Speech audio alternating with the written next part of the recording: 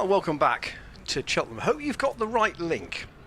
If you have, you'll be with us for this chase of 299 by Gloucestershire to win this opening Metrobank one-day cup fixture.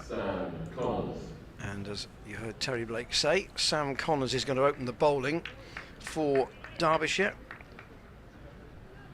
and Chris Dent and Ben Charlesworth are opening the batting for Gloucestershire. There is one slip in,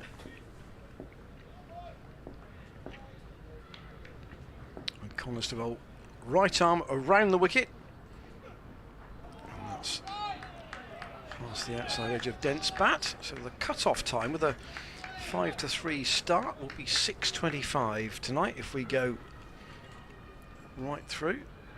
But as we say in practice, most sides bowl their overs inside the time.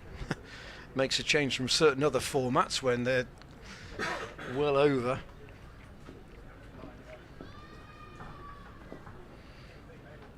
Connors, short sleeve shirt, and that's crunched by Dent. He didn't really time it, and Connors fields off his own bowling.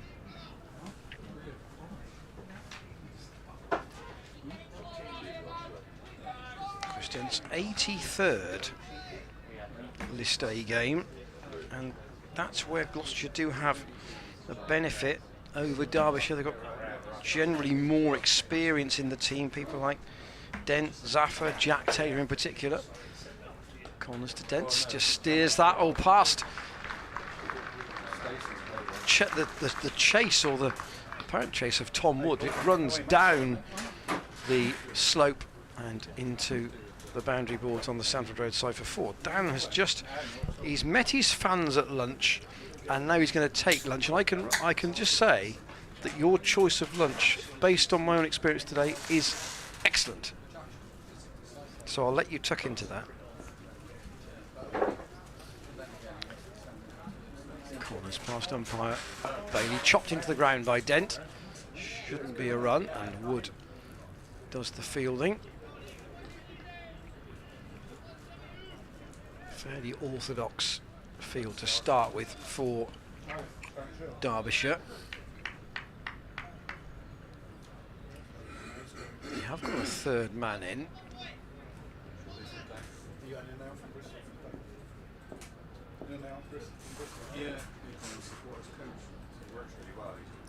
Connors staying around the wicket, and Dent again will find 4 more. That's an area you don't want to bowl to him in. He's very strong away through point, and picks up another comfortable boundary. Give you an idea, Derbyshire was 66 without loss after the first 10 overs, so the first power play.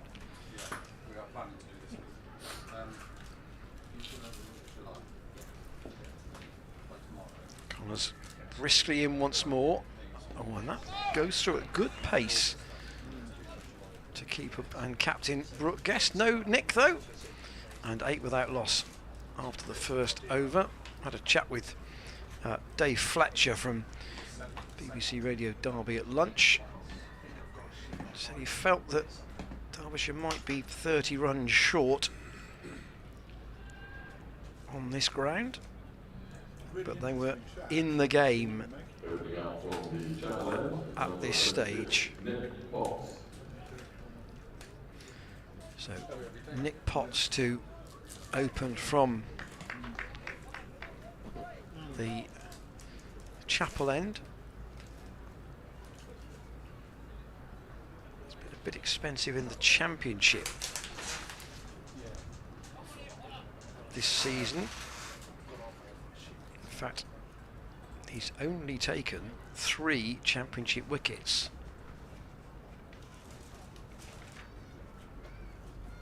Didn't play in the T20. Clipped away by Charlesworth down the slope. There might be a chance of the fielder cutting it off, and the fielder at deep square does come round and keep them down to 2. So I mean, it shows the development status of this competition. It's Alex Thompson down there, I think, out there in the deep. Derbyshire have lost Madsen and deployed two of their leading batters, and Zach Chappell, who took a bundle of wickets in the T20. So that does leave spaces. Here is Potts in, and Charlesworth again doesn't lay anything meaningful on that. They kept the slip in, they have, at this stage. So the 2 men out are at deep square and at third man. For Potts, it's only 21 years old.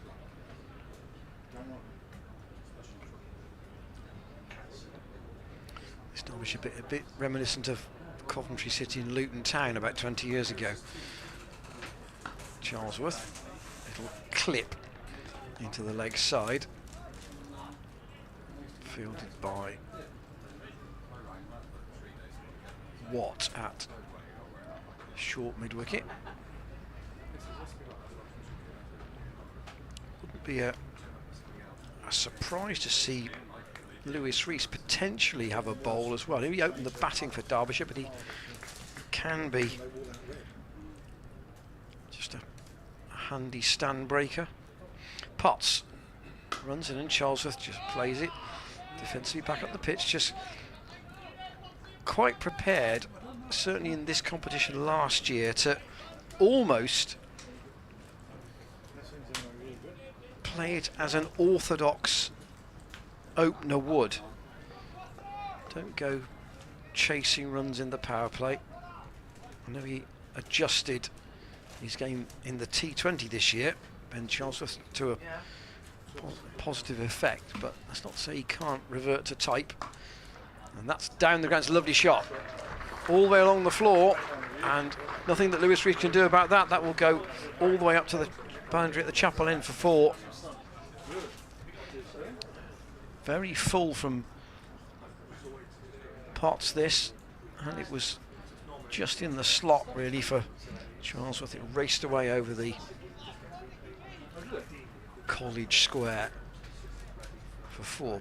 Pleasantly warm afternoon now. In fact, possibly a bit brighter weather-wise than was forecast at this point. Potts again to Charlesworth. Just works that away off his legs. They'll get 2. Well, it's a good bit of fielding from Wood, and they'll just keep them down to 1. 2 left-handers, of course, at the top of the Gloucestershire order.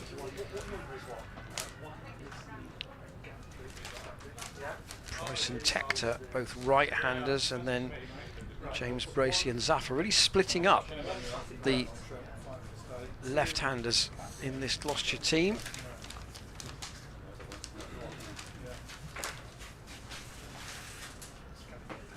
So 15 without loss after 2.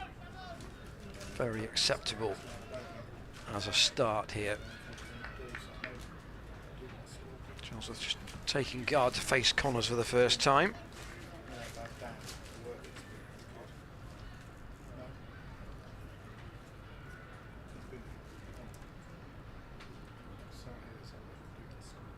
And Connors staying around the wicket, and Charlesworth just having to let the pad go across, push his front pad across there and let that go. Just to give you some scores from elsewhere, Kent ended up on 282 for 9 at Scarborough. Hundreds for both Ben Compton and Joey Everson in that card, so a very lopsided card. They were 4 down very early on, but the holders at least have got a competitive score there. Connors has bowled Charlesworth. First blood to Derbyshire. Does this come back, or is it? It has come back, and he's hit the top of off with that. That's a big leg cutter from Sam Connors, and Charlesworth is out for 7. That's come back quite a long way, and Gloucestershire lose their first wicket in the 3rd over, and that brings Ollie Price in at number 3. So you would think that he might, now if Charlesworth was going to play the the kind of the anchor role in the broad brush sense, then Ollie Price might now do that in his place. So Gloucestershire chasing 299. I've given you the score from the holders Kent. Worcestershire made 318 for 9 against Durham, who are 43 without loss in the 6th over in reply. Middlesex 309 for 7 at Southampton. Hampshire 13 without loss in reply. And at Sedbergh, where they started late, Lancashire 197 for 4 in the 31st over. Sam Connors, big appeal.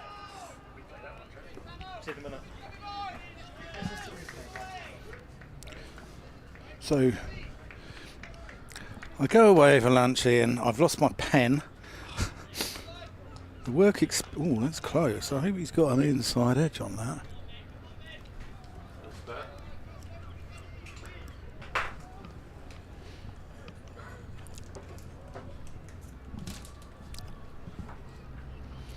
Here's Connors. Ollie Price plays that up the ground. He's going to get off the mark. Watt, Fields.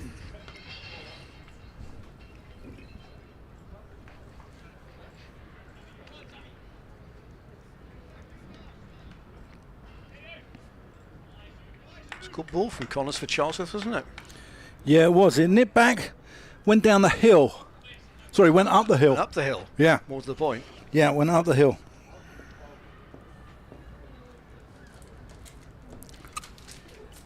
It's got quite a slingy action. And Dent has just cut one straight to, I think that's Hader Ali. At backward point. And Gloucestershire is 16 for 2. I was just thinking that the responsibility is now with Chris Dent as the senior professional, and Connors has just hurried him a little there, and he's chopped it very low to Anuj Dal at backward point, and he's pouched it. And well, this is why Gloucestershire signed Harry Tector to come in and try and mastermind this situation. Here we go. Let's have another look at it here. Short ball. I mean, it's meat and drink that to Chris Dent. Smashes it. In a sense, couldn't have picked the fielder out any better. No. Now I want to watch this guy bat. Really. Number 6 in the world in one-day internationals. Well, so you come back on, Dan, you take 2 wickets straight away. For the opposition. Not that we're opposition, we're neutral commentators, of course. But I agree. You know, everything was going swimmingly until you returned from the fish and chips. Yeah. Which was excellent, by the way, was it not? It was very good, Ian. Very good. I would recommend it.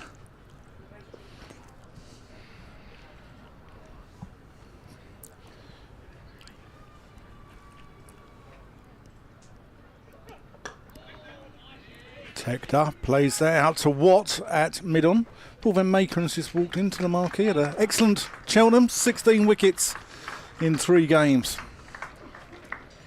And 1 potentially to go. I think he would deserve his place for Friday if that's what the situation is. Well, the pitch on Friday, the wicket on Friday, is the one slap bang in the middle of the square. So Harry's boundary calculations will be all very similar for Friday, but it is, I say, a short boundary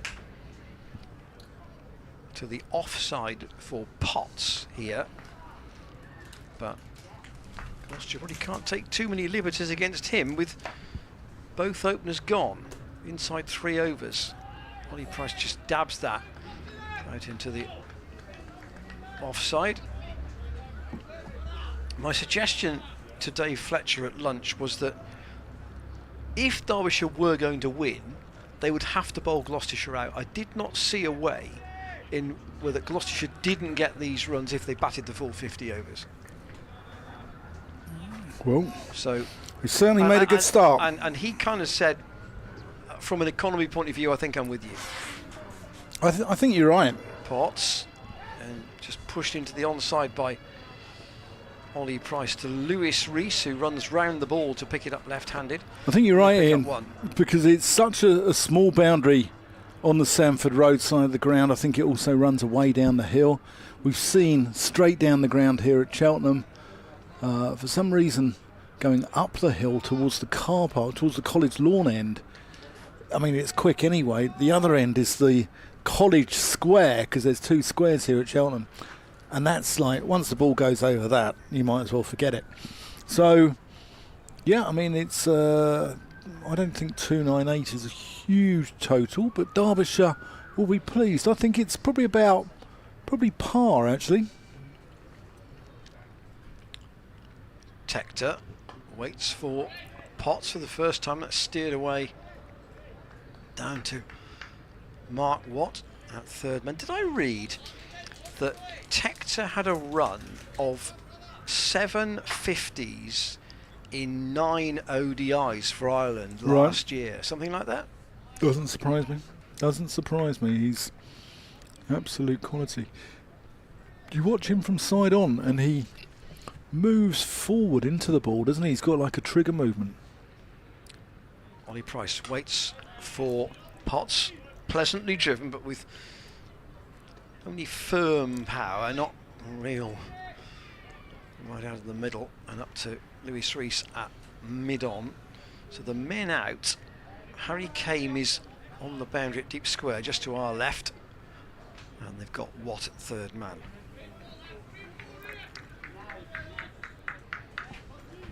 Got a straight run for Potts. Starts on the college square. Comes past umpire Bailey, and Ollie Price content to defend. Into David Lloyd, who's at short mid-wicket. Missed out with the bat today.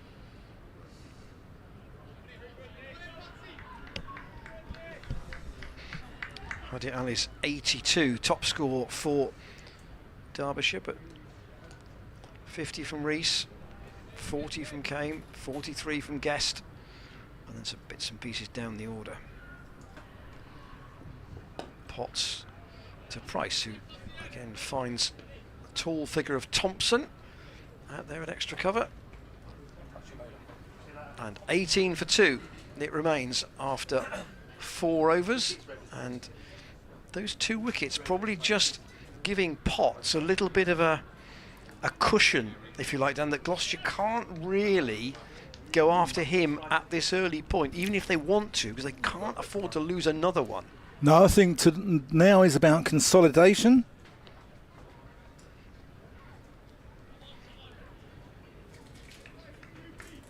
Derbyshire will be looking to Connors to try and split these 2 as well in this opening spell, if it's at all possible. Connors. Tector plays him out on the onside. So at the moment, and I appreciate that he's only been in for, you know, a few deliveries, but maybe it's his height. But again, it comes back to this crucial thing that we spoke about with Joe Phillips in the Gloucestershire game in the Championship against Worcestershire. He appears to have that extra split second of time to play the ball. It doesn't look as if he's being hurried, even at this early point in his innings.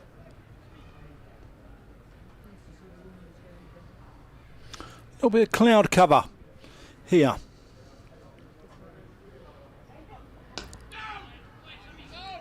Tector bellows no as he defends one into the offside. Bear in mind, Connors would be their fastest bowler, Derbyshire's fastest bowler as well. Yeah. So if he's got time against Connors, he should have time against almost anybody else. Yeah. A lot of people saying they're big fans of the Derbyshire kit. Jack Longstaff here working with us this afternoon. He's just allowing Jimmy to go and get some lunch. He's a big fan. He might even wear it out on the Gloucester Road on Friday night. Oh, that's a good delivery. Beats Tector.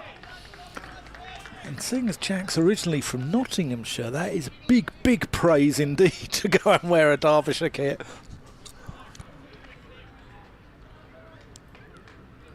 Oh, it's gone. That's beaten Tector on the inside. Yeah. Connor's just making it dance a little bit here. Derbyshire kit was described by James Healy this morning as... Oh, they've got to be quick here. Tector gets through. Price was a little bit slow to set off. James Healy this morning described the Derbyshire kit as being like your cricket whites, but when you forget and you put a pair of jeans in it, it just dyes them that sort of bluey white. It is a proper sky blue, isn't it? Yeah. Azure? Would you say it's azure, Ian? Oh, no. It's sky blue. Yeah, it's a sky. It isn't the Azzurri Italian blue, is it? No. Just played into the onside there by Ollie Price. Good throw from Wood.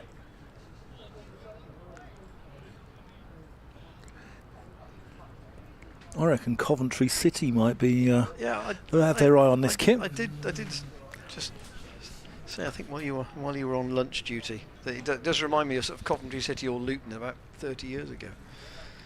Luton? Well, Luton away. Oh, okay. Shot there by Tector. Great stop though, mid-off by... Can't see that. Is that Lewis Rees? Yeah. But the Irishman calls Ollie Price through for a single. I know we probably everybody, or a lot of people on this ground would have been following the Test match yesterday. And it's fascinating to see a scribbled note on social media this morning about some of the pundits trying to pick who might be in the next Ashes squad. And I was looking round for, names that you wouldn't have thought would be there. There weren't many. Potts in, and that's a lovely shot by Tector. He's picked the gap on the offside away behind square. He's got it between Anuj Dal and where Gully would be. Nothing that Watt at third man could do. But how can those guys pick? Some of the pundits on Sky, they never watch county cricket. How can they watch? How can they sort of name who's coming through? This is one of the written scribes. Right.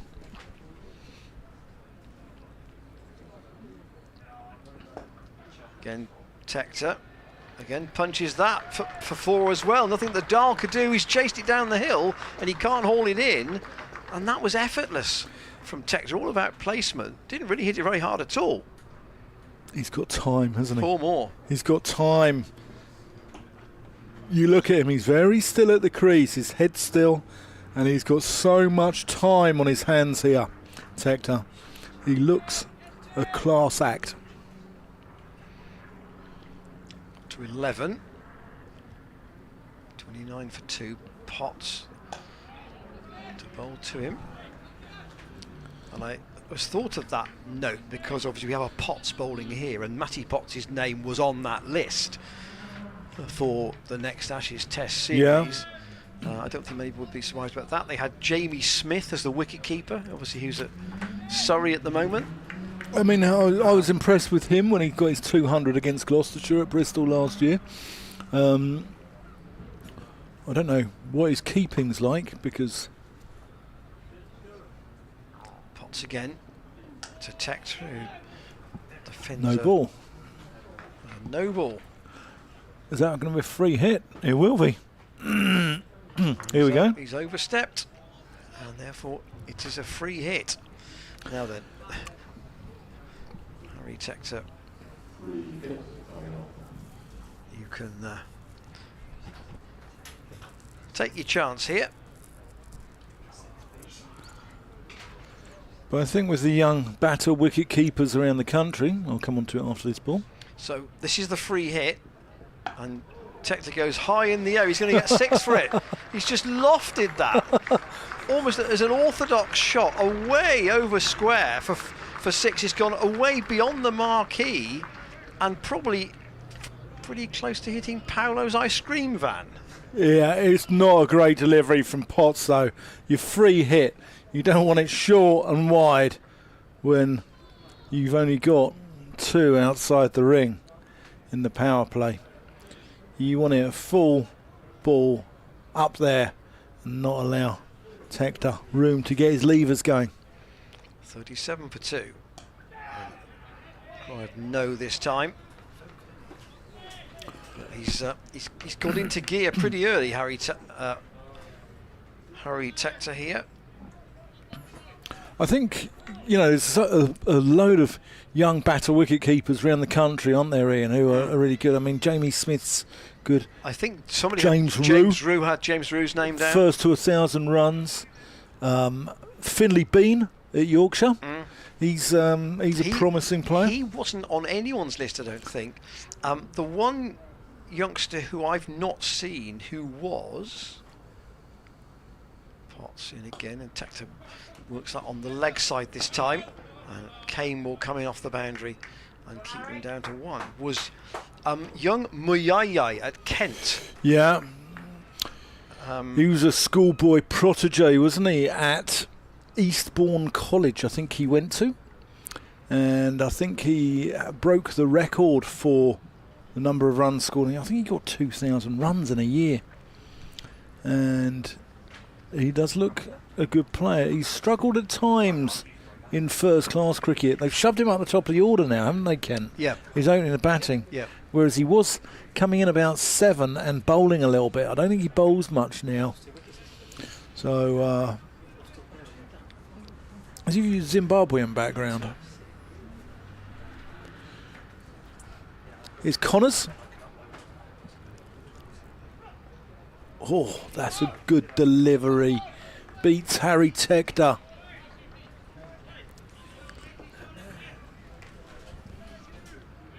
Yeah, born Zimbabwe, Eastbourne College. So good recollection, Dan. I think he was Wiston's schoolboy cricketer of the year, I think, a few years back. Interesting that Kent got him and not Sussex. That's played nicely there by Tector. It's going to go away. And with the fielder having to roll with the ball there to save the boundary, Tector looks on that as an opportunity to come back for a second. Yeah, I think, you know, a lot of the Sussex side went to Eastbourne. This was the only name that made me a little surprised. Everybody else, you know, would either have been in and around the system or been spoken about. Yeah, I haven't seen that much of him. That's a nice shot into the ground. Doesn't time it as well as I thought he had, actually. The one, again, the quicker bowler who I've heard mentioned but not seen was Gus Atkinson. Yeah. The podcast that we do, County Cricket Natters, we had David Lloyd on there, Bumble, not the guy who's standing there at extra cover out on the pitch at the moment. And he really rates Gus Atkinson. He thinks that he's good. The other lad at Surrey's done well as well, isn't he? That's down the leg side. That's going to be a wide. So Mark Newell stretching his arms. Laws, yeah, Laws is the other lad at Surrey who's been really good. Jordan Clark, yeah, he's a little bit older, but he's good all-rounder. Dan Worrell qualifies next year. Oh, that would be a big arse to go and play against Australia as an Australian. That's defended. I think the last person to do that was Martin McCaig, and he got himself into terrible trouble out there. Dan Worrell, lovely story about him, isn't there, with his curved run, due to him having to run round a tree in his garden when he was a kid. His run up. So Brookcrest has got to be a bit careful here, isn't he? Because Connors is his go-to bowler, but he doesn't want to soak up too many overs too early. Tector goes forward, doesn't he? He's going to get 4 runs there. That's a nice shot. I'm not sure if it's deliberately placed there or whether it's a thick inside edge. Yeah, you watch Tector. He's gone forward to that. If you watch, so he's gone forward deliberately. I think whether he's got the shot exactly where he wants it, I would debate. But his technique is such that he bumbled it away. Well, let's watch Tector this ball. Fine for third. He's going forward towards the bowler. He's got a trigger movement which actually takes him towards the bowler at the beginning.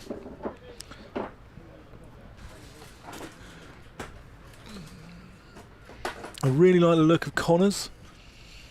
Steve Kirby did a lot of work with him. That's just defended there by Tector. Steve Kirby worked with him. Dave Houghton and Steve Kirby were in Derbyshire's coaching team before they departed for Zimbabwe, before Mickey Arthur came in. And Steve Kirby said he's a really good lad, wants to learn, and he's got a lot of time for him. The other one he had a lot of time for was Finn Hudson-Prentice, who was at Sussex, went to Derbyshire, and has gone back to Sussex. Now here's an interesting move. So they're going to bring Mark Watt on inside the power play. Connors has bowled 3 overs for 26, which I think were Josh Shaw's figures at the start of this match as well. But they've turned to the spinner very early. Yeah, there seems to be a red light on the score box. I don't know what that's, or scoreboard. I don't know what that's about.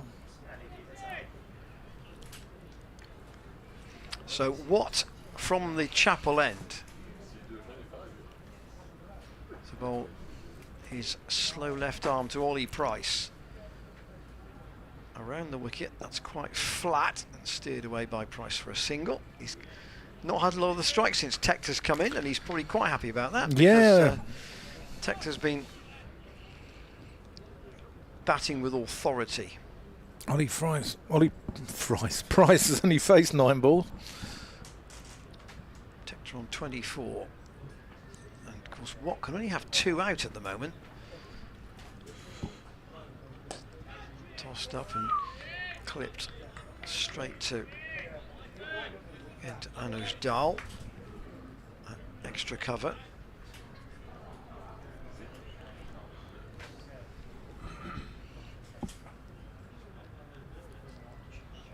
Just floats that up, and Tector will take a single out to deep point. Watt's got over 100 List A wickets at 28, so that's not too shabby analysis. One of Derbyshire's players for 2024 was here doing 12th as duties for Worcestershire, Pat Brown. Reverse sweep from Ollie Price, and that will get him 4. He's picked that and saw the big gap. Played that well in the T20 competition. That was probably outside off stump, actually, just outside off stump when he picked that. And Gloucester's 50 is up. What I really like about this young crop of Gloucestershire batters, I'll come on to it after this ball. What? Oh, and Price tries the orthodox and very nearly topples over. Guest takes the bails off, but yeah, what I like is their innovation. They score all around the ground. Ben Wells the same, isn't he? You know, Ben Wells can ramp it back over the keeper's head. They pushed Hadar Ali back into the gully, and there's the paddle shot from Ollie Price just to the left of Harry Kane, who fields on the member stand side boundary, and they'll just take 1. So change of gloves for Tector already. He's only been out there for 22 balls. Derbyshire at the end of their power play was 66 for none. Gloucestershire 52 for 2 after 8. 2 more overs yet. Yeah, I think that. Is it too early to ask you where your pocket money would be on this game, Ian Randall? Well, where your 8p would be? At the moment, you don't give me very much, do you? It's Jack Longstaff in the office, mate. The fact they've introduced Watt early says to me Derbyshire are concerned about Gloucestershire getting away here. Yeah. There's one more to Ollie Price. Just works it off his legs down to deep backward square for a single. I think for me, see, Connors and Watt will be their two most dangerous bowlers. Yeah, and you think only Thompson as well is a slow bowler here, and I mean, it's pace off wicket, isn't it? Well, that's what Zafar proved. Yeah. Ollie Price didn't find it so easy. No, he didn't, no.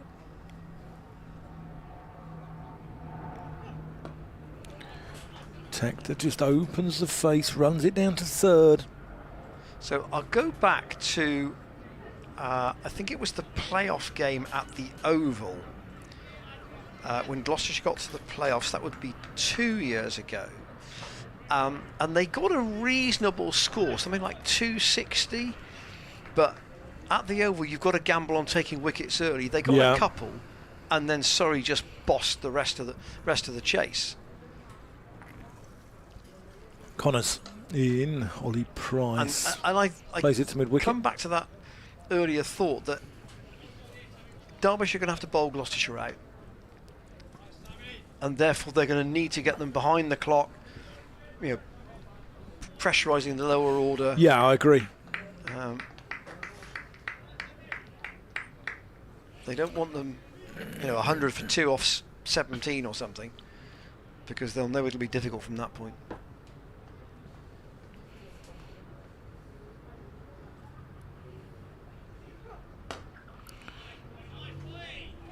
Price plays out off the back foot into the covers.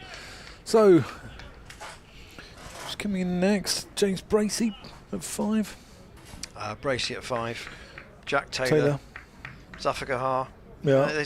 There's attacking batting in that middle order. I mean, Jack got 98 playing pretty aggressively against Worcestershire. And then you've got Paul Van Maker and Josh Shaw. Ajit and Zaman Akhtar. Probably short 8, I would think. That's a lovely shot there. Ollie Price. That's an on-drive of the highest quality. Pure timing.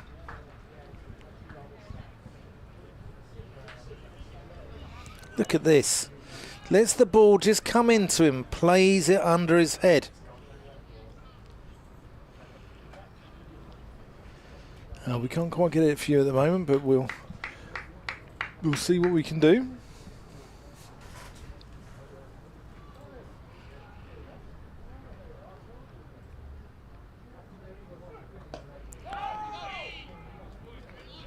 Defended. See, the run rate already is above the rate it needs to be. Yeah. It's such a fast-scoring venue, isn't it? It really is. Here we go. Here's this shot from Ollie Price. Lets the ball come into him and just works it down the ground. Shot of the day, that. So this is the last over of the first phase of the power play.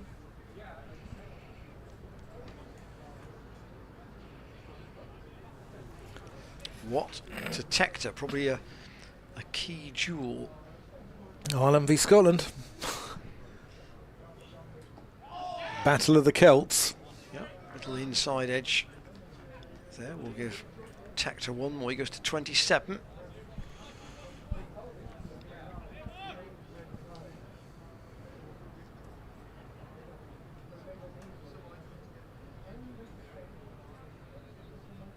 Price on 14, uses his feet, goes down the ground, that will be 4. Pick the gap right between the two mid-on and mid-off fielders, and all the way up towards the chapel for 4 more. Judged when to come down the wicket there to Watt.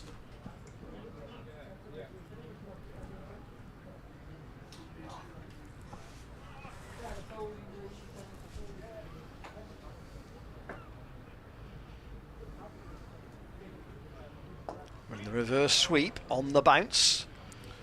Oh, I didn't see the bounce there. I thought he'd put it straight into his hands. No. He's Haider Ali with that.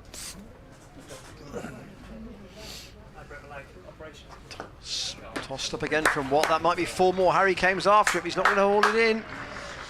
And another boundary. And Gloucestershire have now put together a 50-run partnership between these two. –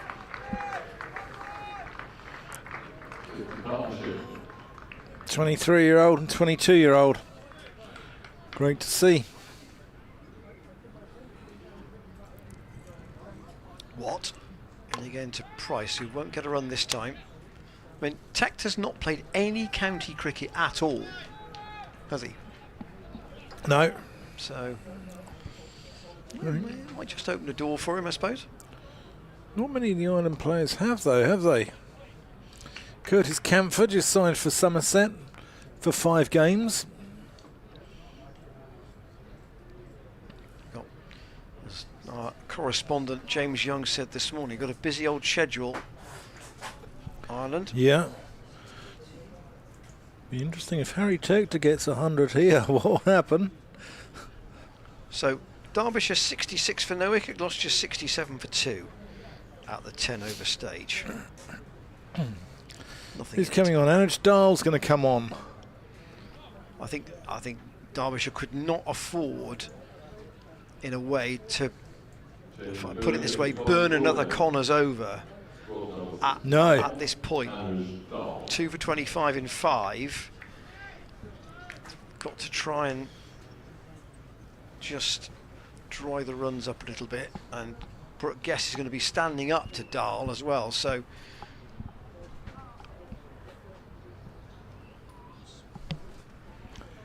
here he is.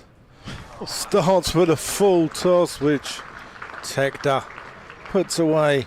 There's a chap on YouTube called Jack Gibson saying nobody mentioned the colour of Derby's kit. Surely batsmen will have trouble picking the ball up as it moves through the line of the bowler's torso. Discuss. Well, we've been discussing their kit all day, but more as a fashion accessory, Jack. So, but it's an interesting point you make there.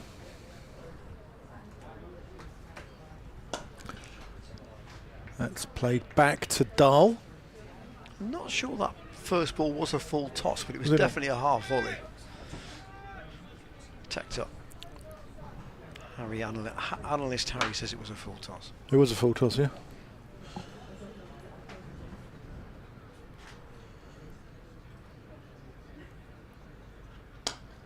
Smashed.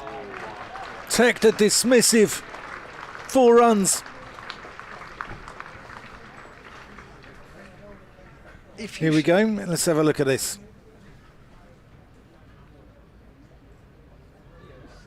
Yeah, dismissive is quite an operative adjective, I would say.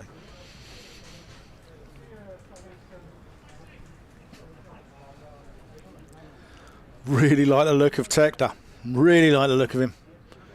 Anaj Dahl. 1 there. Just gets himself off strike. 2 4s. Just work it for 1. That's all you need to do. If you sign an overseas bowler, you hope he'll bowl his full stint for you. Yeah. With a batter, they could get an absolute peach of a delivery and be gone in 1 ball. They could do, but also they could influence the game. Oh, yes. For the whole 50 overs. That's why I think batters in T20 are much more valuable. Yeah, much more of a better option, as Ollie Price just plays that into the offside. Yeah, I think so, because a bowler can only bowl 4 overs in T20, whereas a batter can influence the game for the full 20 overs, for instance, if he bats well. Yeah. If he opens. And yeah. Quite a few of them do. Yeah. I'm just thinking, not many of the Ireland players have been over playing county cricket, obviously. No run. Obviously, you know, Paul Sterling played county cricket here, and Tim Murtagh. Do you count Ed Joyce? Well, yeah. I mean, he was before Ireland got. Yeah, Will Porterfield, Gloucestershire's batting coach. Andrew Balbirnie played for a little bit for Middlesex, but you know they've got a load like sort of people like Peter Chase, and Curtis Camford's just making his debut for Somerset now. You'd think they'd play more often in county cricket, wouldn't you? But now they've got to play as an overseas. Since Ireland got Test status, they can't just play an associate status like, you know, we can with here at Gloucestershire with Paul van Makeren, for instance. You've lost something here. No, not. I haven't lost anything. There is a lady bearing gifts for us. You want to see Mrs. Barlow at the front of the marquee?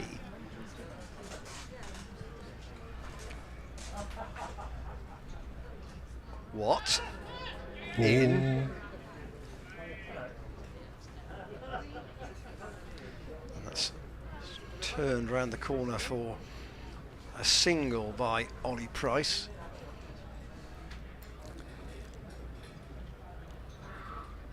Yes, the... she brought us something. Well, I think somebody has. Oh, ladies, you're too kind. This is to say thank you so much. Okay. So, Dan's fans are back with him. So here is another single from Tector, sharp one. And takes Gloucestershire up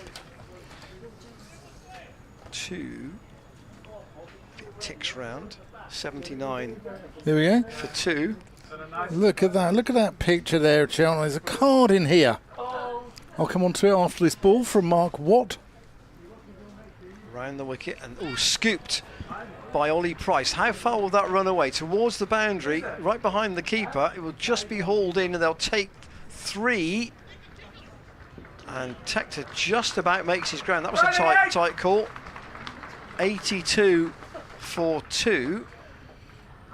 Men out, Charlesworth and Dent, both to Connors in his opening 5 overs. Dent for 8, Charlesworth for 7. Gloucestershire at that stage were 16 for 2. And they're now 82 for 2. Tector's got 37 and Ollie Price 27. We've had a lovely card. It's got a picture of I thought nothing less. Where we operate from. And it said, to the media team. I'll come on to it after this ball because what is There's about 3 to balls bowl. left in the over, so do you want to wait until the end of the over? No, I can't. What? Into Tector, just push it out on the offside. You can wait 2 more balls. I can wait 2 more balls. I'll wait 2 more balls. You see, it doesn't only happen on TMS. I'll wait 2 more balls. What? Around the wicket, that's just getting floated up very gently, and Tector waits and waits and just steers it away. I think these guys know that Watt offers the biggest threat here, and if they can see him off, there might be easier pickings elsewhere. He's already into his 3rd over. He's had to bowl in the power play with only 2 men out. And that's short and cut away by Ollie Price. That'll be 4 more. And Derbyshire look to be struggling for a solution at the moment to this. These 2 have taken Gloucestershire to 87 for 2. Ollie Price to 31. To the media team, many thanks for letting us see your media team in action. So impressive seeing how you work together live amongst all those wires. Shh, health and safety and all that. We'll get into real trouble. Controls and distractions. Maybe just another day for you, but a privilege for us. And it's signed by all of the people in here who I joked the other day were our work experience team. Thank you so much. Thank you. Ian, do you want to open this box? See what we've got in the box? There's a box as well. Oh my word. Goodness me. Oh my word. Goodies, shall we say. We've been spoiled. I don't know who organised that or baked it, but thank you, Kelly. Thank you so much, ladies. It's been wonderful. Here's Dahl in as Tector just plays him off the front foot out to Harry Kane on the cover boundary. You see, Harry's an athlete. I don't know whether he's allowed to have things like this, but I think Mr. Blake probably will Yeah. partake. And they've got to be quick, otherwise I'll wolf you it need down. a photograph of that on your Twitter feed. Yeah.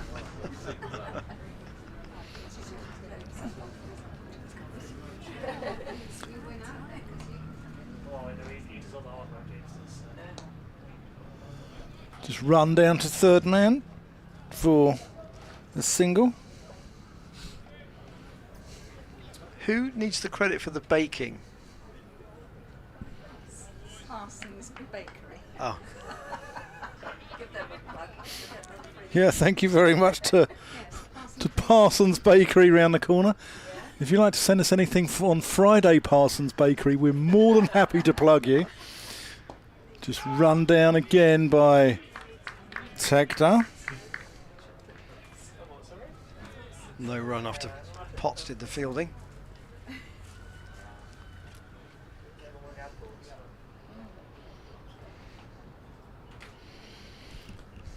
Yeah, these two look as well set as Hyder Ali and Guest did earlier. That's a nice shot. Just goes for one as they've pushed Watt back. Shall I shut the box up until tea? Because it has been a little bit waspy, hasn't it? Yeah, it has. Yeah. It has been a little waspy here. So I'm gonna close the box. Thank you, Callie. And the chocolates as well. We've got some chocolates, Lindt chocolate. Ian, we're being spoilt here, mate. We are. Yeah, I know. Just defended, no run. We are. All I can say is that I know you wanted to come in and have a look, and that's fine. I'm just glad that you enjoyed seeing how the whole thing is fitted together. I know we are mainly the voices of it, but you have to think about the people who go on, what James and Jack do with the cameras and what have you. That's on drive. Without them, one run. There is no stream. Yeah, I've showed other people around our streaming this season. Got nothing, I tell you, nothing.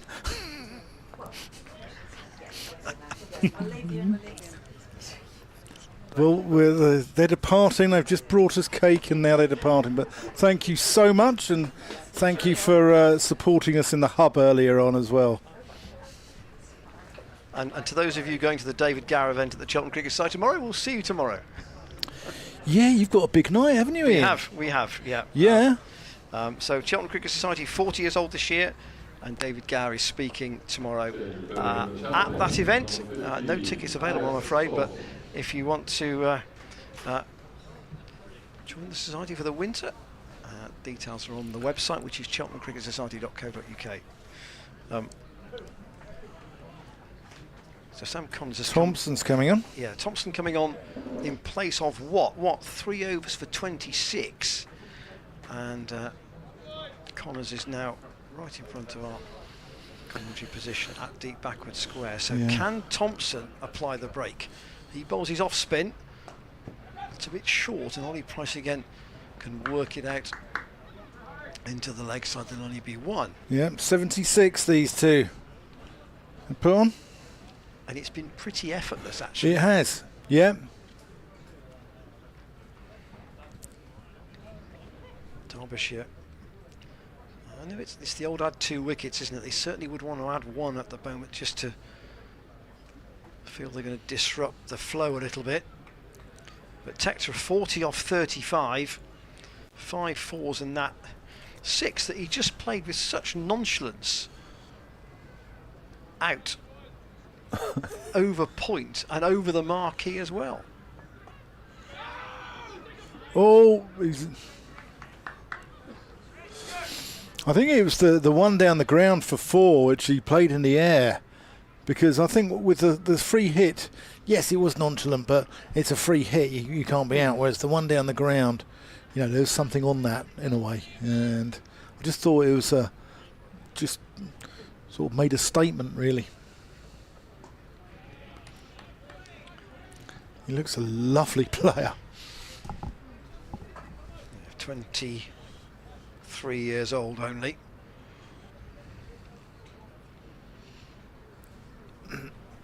Thompson Wilson again, around the wicket. Oh, he's spooned that into the offside. First one he's really misjudged. Yeah. Wood is out on the boundary at point. It didn't reach him. It's never going to go anywhere near him, to be fair. But that's the first one against the off-spinner where Tector's made any semblance of a mistake. Holly Price waits for him against play. Still round the wicket. Derbyshire will be missing, because he's gone to the 100, going to play for the Oval Invincibles, Zach Chappell, or as he's known here at Gloucestershire, Zach Chappell. After Price off the back foot works that away as a long chase came, and it's a good bit of fielding. Yep, Chappell Came and Lloyd, I think, chasing for that. Chappell on loan here at Gloucestershire last year from Nottinghamshire, and there was a mix-up with the spelling of his name and missed out a P out of his name, so he became known as Zach Chappell during his time here. Guest just having a chat with Anuj Dal, but I don't get the impression. Sometimes you get this at games, and you don't feel the crowd are concerned about the way the game is going. And I sense at the moment the crowd aren't concerned that Gloucestershire are in too much bother. Oh, Tector smashed it over mid-wicket. There is 100 up for Gloucestershire in the 15th over. Yes. So they're now level with where Derbyshire were. And it was just at this point that Zafar had a really good spell of three pretty tight overs and put the brakes on. I'm not so sure that Derbyshire have it in their locker to do that within this attack.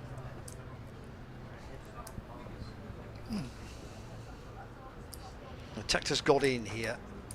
If he doesn't give it away, he can basically steer the rest of this innings. There's one run down to third. Lewis Rees bowls. David Lloyd can bowl little sort of wobblers, can't he? Yeah. But I don't get the impression that on this pitch that is necessarily going to trouble Tector in particular too much. Wood.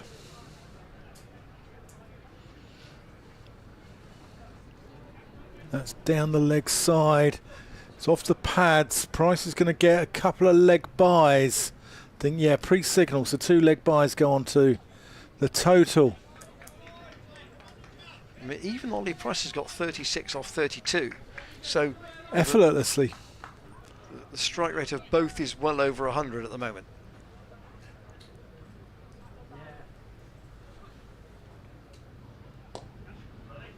Just run off the face. Price runs the first one quickly, pushes the fielder.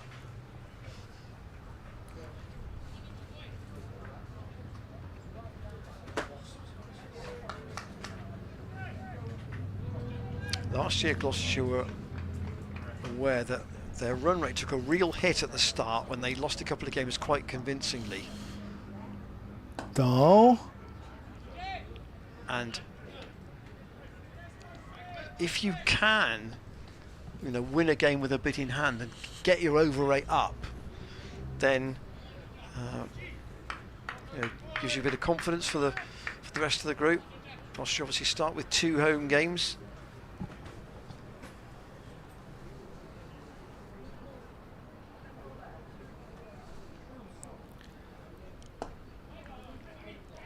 Cut away by Tector, but can't get it past backward point. And that completes the 15th over, 105 for 2. Yeah, Derbyshire were 99 for 2 at this stage. So, I say, in essence, not much in it, but they'd only added 12 runs in the next 5 overs when Zafar was really slamming the brakes on. And therefore, I think Brooke Guest has got the greater problems at the moment. Those 2 early wickets were good from Connors, but you wonder what was behind.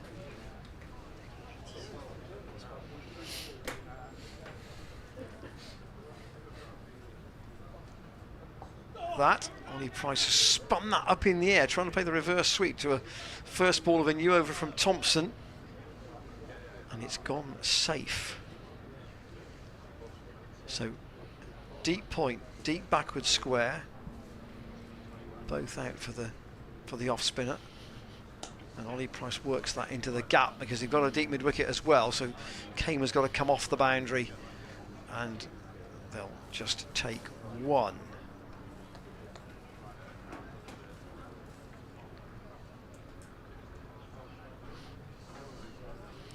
Elsewhere, Lancashire's innings has finished at Sedbus, 270 for 7 off 36 overs against Essex.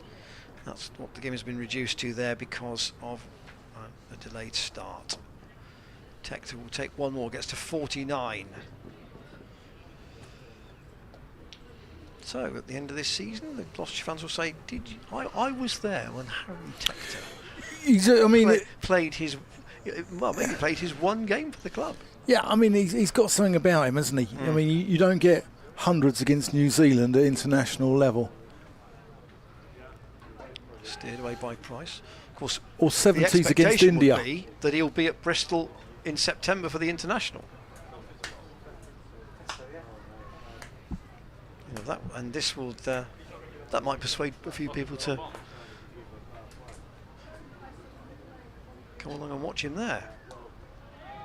Again, a little push out from Ollie Price. Tector's keen on his singles. Yeah. He's been sent back for a couple that have been tight. With the right call. Thompson's been tidy. And Ollie Price will pick up 1 run off the last ball of his second over, 2 overs for 7, so nothing really wrong with that, but Derbyshire need a wicket at the moment if they're to wrestle the initiative, which Gloucestershire have had brought to them, effectively,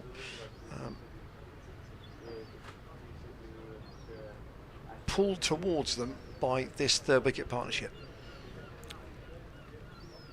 Derbyshire need a wicket here. They need to peg this back. Gloucestershire at the moment are going on at nearly 7 and over. Another bowling change. So Anush Dal has bowled 3 overs for 22.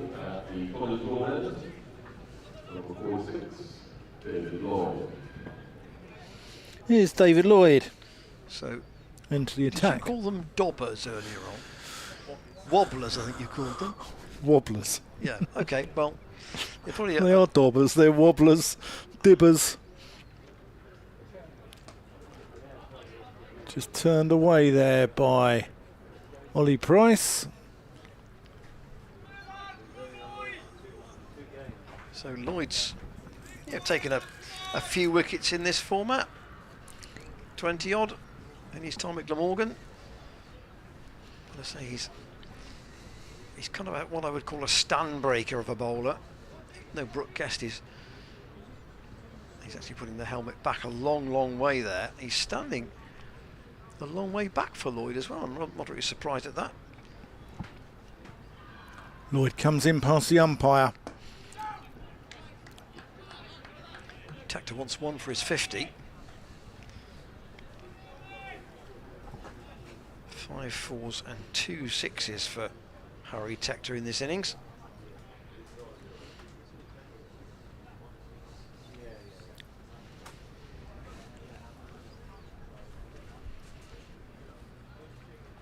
Here's Lloyd into the crease.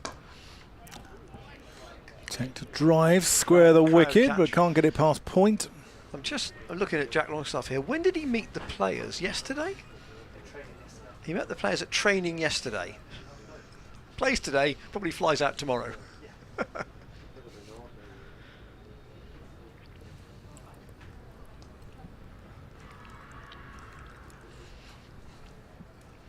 Lloyd. Oh, that's a good ball. Tector. Tector's nearly bowled there. Has that kept a little low?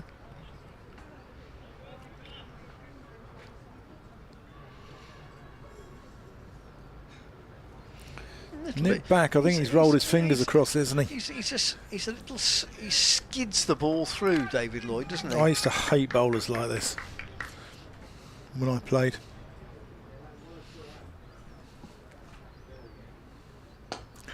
There he is. There's his 50. Harry Tector. 47 balls. Slauncher.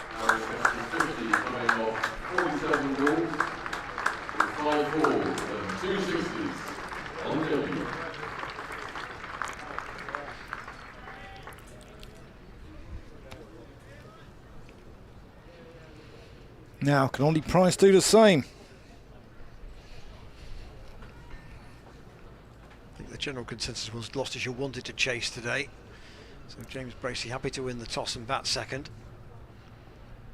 Down the leg side, that's going to be a wide.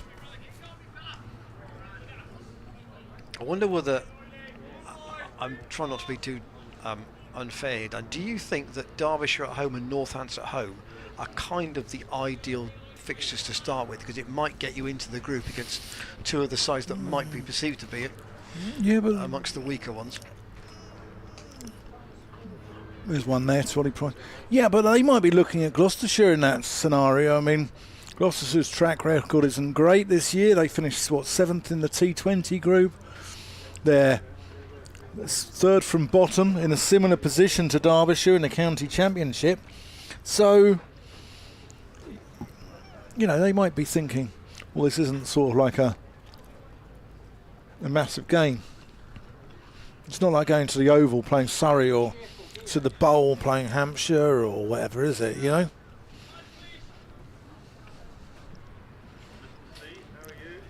Connors going round to fine leg for Thompson. The field change, they've left a gap now at deep square. So what will Ollie Price, will he try and target that? Playing against the spin, he goes for the reverse sweep. Taken by Guest.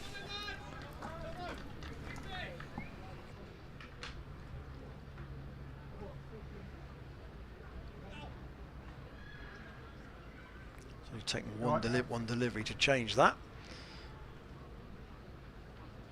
Thompson around the wicket and nudged to Haider Ali. So he was moved by Brooke Guest almost to short fine leg, and you've got a deep backward square as well. And he's still there for Tector.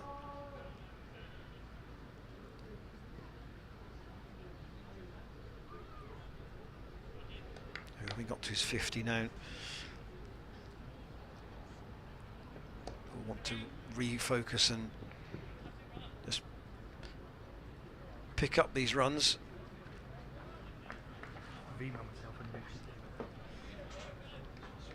Gloucestershire well placed.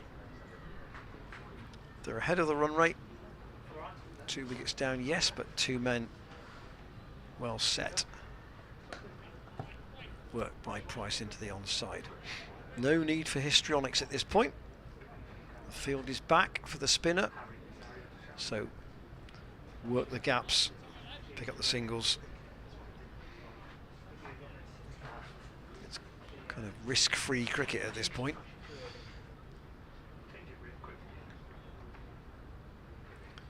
Thompson off about 5 paces, and again to Tector. He's a tall man. If he just drops it a little bit short, there is a bit of bounce there, and Tector equally stands tall and plays it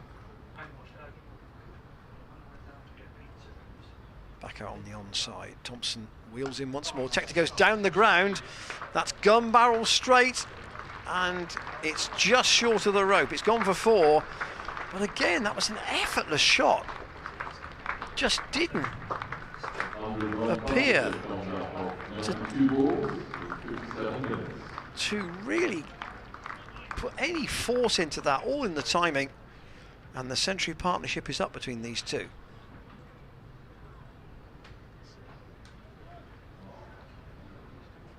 $103 they've added. In 15 overs and 1 ball.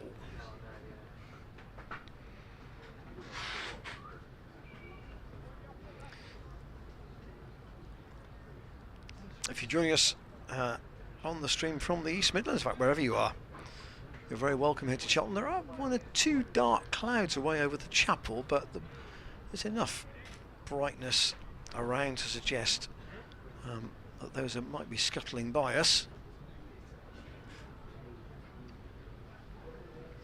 David Lloyd from the College Lawn end.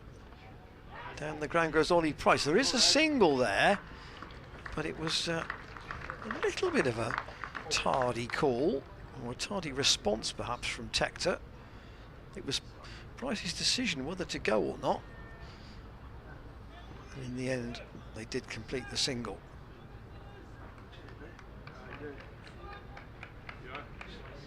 Ed Middleton just sticking his head round the corner of the marquee. Tector's got 55. Short from Lloyd, trying a different strategy, and yet he's pulled that away around behind the squares. Good stop. It's Tom Wood out there. He's been on duty on that boundary for a large part of this innings, and he's kept them just down to 2. Maybe the fireworks have already happened in this innings. Gloucestershire don't need at this point to do anything else other than just pick off the singles where they can, and if there's a decent ball, as that was, just play it quietly out on the onside, and fielding done by Haider Ali. Don't forget, Gloucestershire's second match in this group is on Friday against Northants. Same start time, 11 o'clock. Lloyd, not a long run, squirted out by Texas through extra cover. Harry King was coming around. There should be 2, and throw to the bowler's end. Ollie Price gets back, and they pick up a couple more. Talking about the coming on, Ed. The pacing Coming on. of this innings Fancy? for these two. Ian will do ball by ball. You just, if you want. Yeah, just a few questions and. Yeah. Worked into the onside by Tector again this time. Can you come on now? Yeah, come in. In fact, I think Dan's going to persuade Ed Middleton to come and join us for a couple of overs. Do the ball by ball. No, you go. Dan, negotiator Whiting, you wouldn't want to buy a house off him, let me tell you. Ed Middleton's going to come and join us for a few overs. I know Ed did some stuff with Dan in the hub at lunchtime. Before the match, actually, it was today. I thought it was before. Here is Lloyd in, and played out by Ollie Price. Yeah, good afternoon, everyone. End of the for having over. me. Thanks for being with us. These two look very well set, don't they? Yeah, they're both going well. I mean, they're both striking around, run a ball. And if this partnership goes on for another sort of 10 to 15 overs, we'll be well in with a shot. I gather Harry only met everybody yesterday. Yes, I think he landed in Bristol yesterday. And yeah, straight up to training and then straight in today. Play today, fly home tomorrow. Yeah, I think I heard he might be off to France with his girlfriend. Oh, really? So just a short stop on the way. That worked out well then. Yeah. What was the feeling at halfway about 298?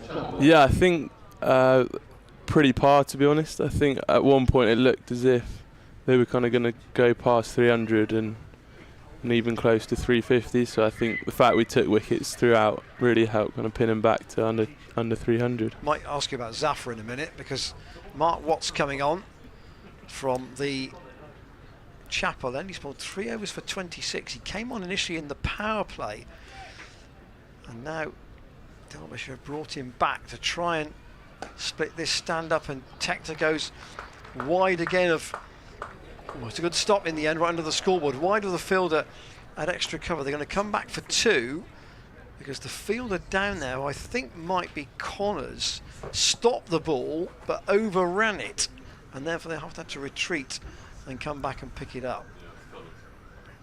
Tector again waits, and he's gone aerial this time into the gap.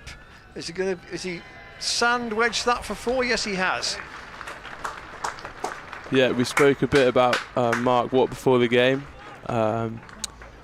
just saying how he likes to mix up his pace quite a lot, and he kind of bowls an arm ball where he can get it to swing quite a bit away from the right-handers. Tector to 66. He is the big danger for Derbyshire at the moment.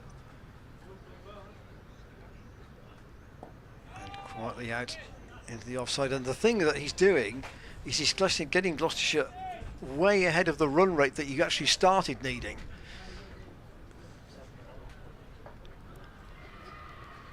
So he's taking the pressure off anybody who should come after him if he gets out.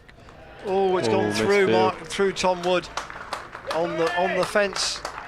Chopped away, down by Ollie Price to deep point. Wood thought he'd stopped it, would have saved 3 runs if he had done, and it spanned past him and over the rope. 135 for 2. Tector again, oh, wow. Aerial once more. Where's that gone? Into the Sanford Road stand? Yes. 6 more, and Watt is getting some real punishment here. Yeah, what an over. Tector. He's really targeting that short boundary to the offside. So 16 off this over already. Yeah, one thing we made quite clear as a group is if 1 or 2 guys were to get in, then kind of really make sure you kick on and get that big score, because it's hard to contain here when you've got guys going well, like as these 2 are. 1 ball left in this over. And Watt bowls it short. It's chopped away by Tector. He'll keep the strike. He's pinched one off the last ball of the over. He's got to 77 now off only 60 balls. So contrast the struggles that Watt has had in particular with Zaffa's performance earlier on. How much was that a factor in keeping the lid on things? Yeah, I think Zaff had a massive role as the kind of lead spinner today, and I think he just kind of bowled really kind of smart overs. He I think it's a wicket where his kind of stock ball was just his best ball, and he didn't have to change too much. And 1 for 30 on this ground in 10 overs is an impressive set of numbers. Only 2 boundaries conceded as well. Yes, which says a lot. I think his first 2 overs went for 12.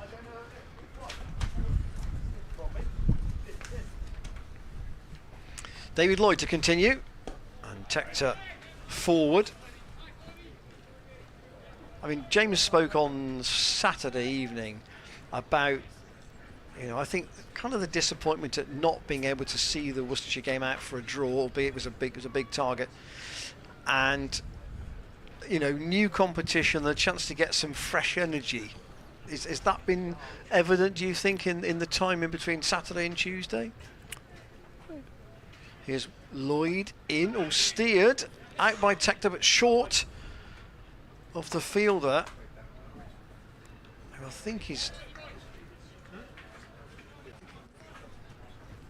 looks like that might be Thompson. Yeah, I think as a group we kind of collected it's a good time to sort of reflect and regroup and then come together for a new tournament. But yeah, 50 over cricket's quite unique. Lloyd in again the cry of wait. I think when you move out from T20 cricket, which is so fast paced, you kind of forget with 50 overs you've got a bit more time than you think. And time to, 16 for 2 was not a great start, but you've got plenty of time to rebuild. Yes, yeah, absolutely. I mean, these 2 have now put on nearly 130 together. Lloyd from the College Lawn end And Ollie Price works that for a single down to deep backward square. I mean, how have been, you only signed on your contract in May. What's it been like for you for the last 2 months? Has it been a bit sort of Yeah, it's been exciting. eyes on stick, eyes sort of propped open on sticks of trying to absorb everything? Yeah, in a way, yeah. Kind of new environment, moving out of university and into professional cricket. It's definitely kind of brought some different challenges, and yeah, like learning a lot, and hopefully continue to do so and continue to improve. But Keeper standing up. Now to Lloyd. And worked again by Tector into the leg side. He's probably about 9 strides down the wicket, isn't he, to get to end to end?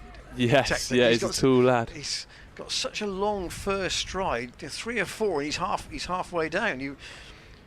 That's why you've had a couple of instances where you feel there's been maybe a call for a single, and he's had to turn around and scuttle back pretty quickly. Last ball of Lloyd's third over. And again, it should be one more here for Ollie Price. Might be more than one, might be 4. He's timed that well. He's just literally picked the gap perfectly at deep square between the fielder who is behind square and the one at mid wicket, and literally both went for it, and it absolutely bisected them. 149 for 2. Lloyd's bowled 3 overs for 17. Watts bowled 4 overs for 43. That's a massive problem for Derbyshire, I think, and yet he's going to have to keep going here. They're trying to buy a wicket almost. That's what it feels like. Yes, yeah. It's going to be interesting to see if Harry carries on looking to attack Watt. But yeah, he's under some pressure. I mean, Gloucestershire are miles ahead on overs at the moment. They're probably about 5 overs in hand going at this rate in terms of winning the game, and that may be useful further down the track. Absolutely, like you said earlier, it just takes the pressure off the new batters coming in and gives them a chance to kind of work out the pace of the wicket, and also net run rate, because you've got 8 games in the group. Somewhere along the line you might need a big win to get through into the later stages. What then over the wicket? Detector just trying something a bit different, but still the same outcome, and the 150 is up.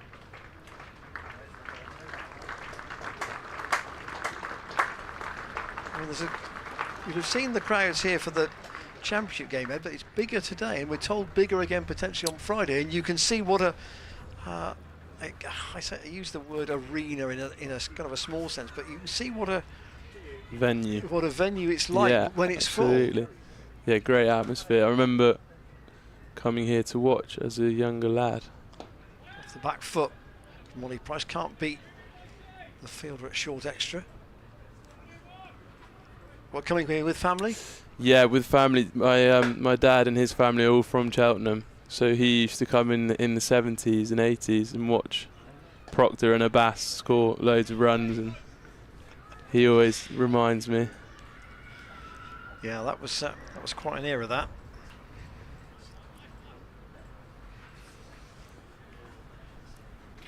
What?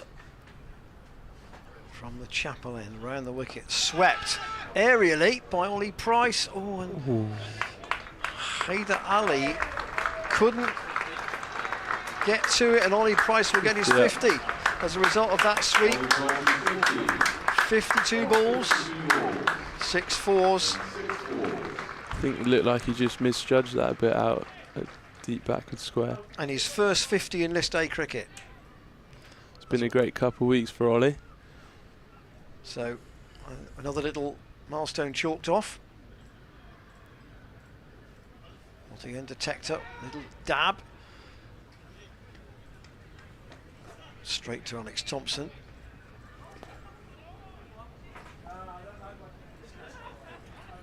So only 2 singles off this over from Watt, so it's a better one. Who's brought you these Lindor chocolates? And cakes. Goodness me, you're spoiled. Watt in once again, and Tector defends. So the end of his 5th over, 5 overs for 45. What does the next few weeks hold for you, Ed? I mean, do you anticipate getting a chance in this competition at all? Yeah, hopefully. Spoken with Dale, who kind of thinks there'll be a role there at some point, potentially on wickets that will look to take a bit more spin. So yeah, hopefully it's a dry August and these wickets start going square like they did last year. Well, I'd say this. It's 8 matches in 22 days, so it's a hectic old run. Yes, yeah. Lloyd in and just pushed out by Ollie Price into the offside. Are you on 12th duties today, or are you actually out of? Not today, no. No. I did kind of last week for the 4-day game. So where would you normally watch from? Just from the players' area to our left, up in front of the pavilion? Yes, yeah. Lloyd up to the wicket and paddled very fine by Ollie Price down in front of the scoreboard. What about yourself? How long have you been commentating? I shouldn't say. It's going back a long time. Is it? Oh yes, yes. I think I first came here I first came here in the 70s. I first came here with any kind of broadcast work. Come back to that in a second. That's pulled. That's a big shot away over mid wicket beyond the Sanford Road stand. 6 more. Tector again. He's picking that short boundary. Michael Klinger used to talk about the short boundary at Bristol straight towards the apartments, and you attack that boundary because you know you can get maximum value for your shots. I mean, you might need another ball, but Tector here has got to 86. His 50 came off 47 balls, I think I'm right in saying. So he's taken a further 20 balls to get from 50 to 86. Yeah. And he just looks like he wants to drive this whole innings, doesn't he?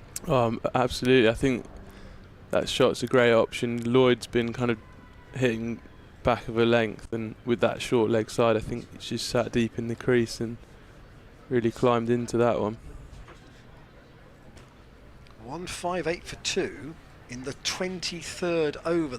Gloucestershire more than halfway to their target, and the required rate is now barely 5 and over, which doesn't feel much on this ground. Ed, thanks for your time. Yeah, thanks very much.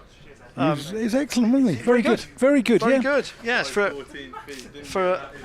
a debut. Very good. Short stint, in, out. Exactly. That's the way to do it. That's the way to do it. And I hope to see you on Friday as well. Yeah. And best of luck the next few weeks. Gave us an insight there. Said Harry Tector's on his way to the south of France tomorrow for a holiday with the missus. Hopefully you can swap Montpellier in Bristol for Montpellier in France. There's a Montpellier in Cheltenham, Dan, let me tell you. Yes, there is. Lloyd played into the ground there by Tector. Starting. Ollie Price as well is just working the ball around, isn't he? Just manoeuvring the field about, just doing what he does. And what a wonderful season he's having as well. I think we did suggest, did we not, that he might be in the running for player of the season. That's gone in the air. Tector's gone. Holds out to mid-on. And Derbyshire needed that wicket. But what an innings the Cheltenham public have seen here from Harry Tector. 86 runs and has got Gloucestershire into a position which they shouldn't lose this game from now. Yeah, I think he doesn't look desperately disappointed as he walks off. He's been pleased to make a contribution, but he's basically given Gloucestershire the platform now from where, if they don't win the game, they'll be absolutely kicking themselves. Yeah. They're ahead of the run rate. They've soaked up some of the overs from arguably Derbyshire's most dangerous bowlers, and 8 fours and 4 sixes for Harry Tector in that innings. Yeah, I'm just trying to see what were Gloucestershire at the 20 over stage. They were 119 for 2. So it wasn't a massive amount of difference. Derbyshire at 30 overs were 177 for 3. Yeah, but there's still 7 overs. Derbyshire have to take some wickets here. They do. They're just not going to apply the brake, I don't think, from here all the way to the end. No. I mean, it's, as I said to someone at the interval, it's kind of set up for a Jack Taylor finish it scenario. Do you know who I blame? I blame Ed Middleton, because he was doing fine until I came back on air. So Ed Middleton is to blame there for that wicket. Here's Lloyd. Just tickled round the corner there. Bracey opens the face, runs it down to third for a single. He's off the mark. 159 for 3 after 23 overs. Bracey, having faced 1 ball, is on 1. Ollie Price on 51. Jack Longstaff is going to move over now and allow James Bracey. We were enjoying that, James, weren't we? I think we're considering going for a pint. Jack Longstaff was doing your job. Ed Middleton was doing my job. It was very nice. Yeah. Ian Randall, the mainstay of the operation. I wouldn't quite go that far. I think you're... What, to continue? I think this is a gamble. It really is. Thompson's look much tidier. But with a new batsman in, maybe Guest thinks that he might to just sneak in a couple of quiet overs. What to the left-handed Bracey. Worked past Anush Dal up to long on. There'll just be 1 run.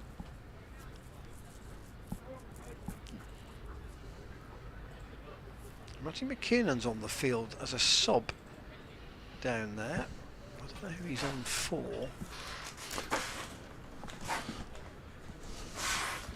Yep. Try and work that out. What around the wicket? Swept in the air, but short of Harry Kame at deep square. If Ollie Price had Done that a couple of times now, hasn't he, Price? If he had stuck that right into the hands of the fielder there, Gloucestershire would have been wastefully losing another wicket. Matty McKinnon.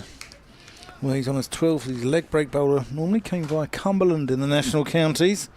Had the most expensive spell ever in this country in T20 cricket, where he went 0 for 82 off his 4 overs. Long ball from Watt, from well short of the crease. It was spotted by Bracey, just steered it away for a single. Yeah, Watt's got this delivery that he bowls from probably even behind the stumps. It's almost like a 24-yard ball. Doesn't do it here. And worked away again by Lee Price for a single. Actor Kame. I wonder whether Derbyshire might think about giving Lewis Rees a bowl. I'm not aware of an injury that would prevent him doing so at the moment, but there's not much happening for them. No. I mean, Dahl has been quite expensive. Lloyd's done as well as anybody, actually 4 overs for 25, and he's going to keep going here from the College Lawn end. This will be the over to take us to halfway, and Gloucestershire well above halfway on the board. Yeah, they certainly are. Dan's got the longest cable on the end of a headset I think I've ever seen. Well, do you know that I worked on yours last week? I'll come on to it after that ball. 1 there to Ollie Price. Fluent shot through the nearly walk halfway to Newent. Well, I've worked on yours. I can't remember who we had in the box last week. I think we had when we had Josh Shaw and Zomakda in here for the Were they here for the Glamorgan game or Worcestershire game? Glamorgan. Glamorgan, I think. And I went for a walk and nearly yanked them off my head. So I like to sit, stand, walk about. You're a constant, Ian. Oh, that's in the air from Bracey. He's got away with it though. And he's going to get 2 down there. It's a big old area.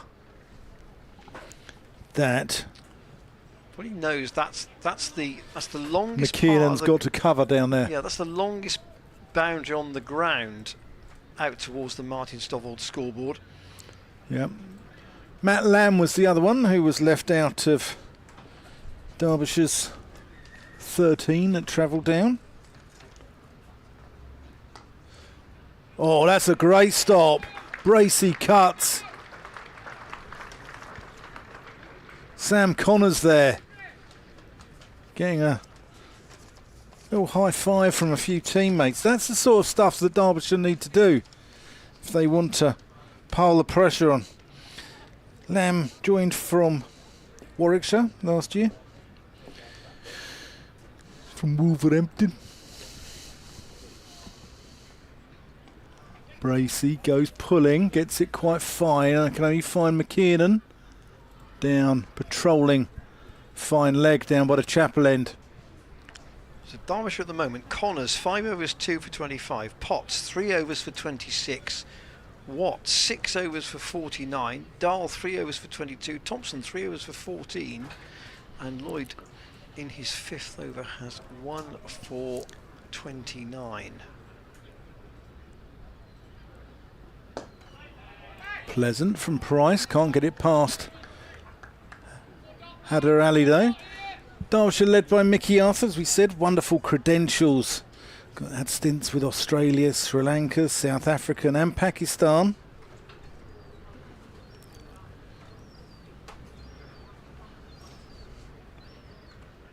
Made the Australian players do their homework, didn't he? Which don't think they liked it. Pleasant drive again from Price. Can't get it past the field. That's halfway mark, so 167 for 3. Plays 140 for 3. So, whose boots would you rather be in? Paul Spencer, further to the Eddie Shoestring comments, how do we get there? Uncle Neil of Burnley was my erstwhile teammates and used to model himself on the Bristol Privateer. Front row on the left he is. Let's see if we can see Uncle Neil. There he is. Oh, that's Trevor Reeve. Or is it Terry McDermott? There he is, front left.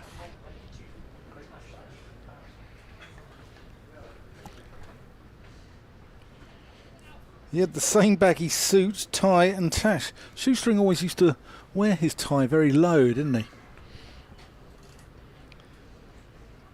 Thompson back into the attack for Derbyshire, pushed out by Bracey to mid-off, straight to Reese. Might be another bowling option for Derbyshire if they really think about having some control in this game. Bracey in the air, he's got that away over Reese and it'll go up to the boundary at long off for 4. He's picked the space well there. Uncle Neil, we can we'll have a look at it after this ball. It's a nice shot from Bracey. He's Jimmy Anderson's uncle. That's why he was a batter unlike James and did something James didn't.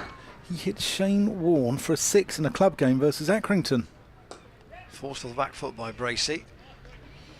Out to Kame.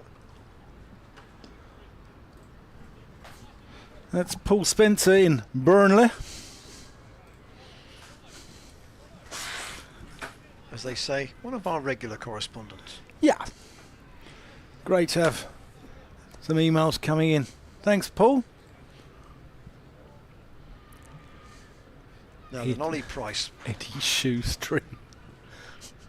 with a career best score in this format, in this match. First over 50. There we go. There's our email address. Drop us a line. Eddie Shoestring was always getting beaten up, wasn't he? Every episode he got beaten up. I mean, you'd change your career, wouldn't you? Swept again by Price. He'll get one. So if we are going to talk about 1970s Sunday evening television, You're more of a That's Life man, eh? Cyril Fletcher. So I remember, and I think this was probably around the Shoestring kind of time. Lovely shot, Oh, my Bracey. word. Again, he's gone aerial over the top of Rees, and I think that's hit the sponge almost on the full, but the umpire says it's only 4. It's very close to being a 6, that. Magnificent timing. 2 in this over from James Bracey against the off-spinner. Turning the ball away from him, but he mustn't think he's turning it very much because he's gone aerially for 2 boundaries. So, Ian, Sunday night telly. Yes, sir. Talk me through it. 70s Sunday night telly. So there was a series about what I believe was a transport firm called The Brothers. Right, I don't remember this. So James Healy's going to search for it now. I do not remember this programme. James Healy was on... 1972, there we are. Yeah, Shoestring was a little bit later. Shoestring was about 1980, I think, 79-80. Lloyd in. Ollie Price just caresses him out Was to that right, deep James? cover. It was a transport firm. Can you just check on your source there? S-O-U-R-C-E? Not supposed to S-A-U-C-E? There might be a little bit of text about it. The chap there in the Brothers, far left, looks a little bit like Dave Houghton, the old Derbyshire head coach. Just tickled off the legs there by Bracey, worked away square, working the ones. That's all Gloucestershire need to do here. Did it say about how many series and that sort of thing? Or not? 5 and over required. Can we get that picture up, James, of all of them there? And then a picture of Dave Houghton. 7 seasons. Oh,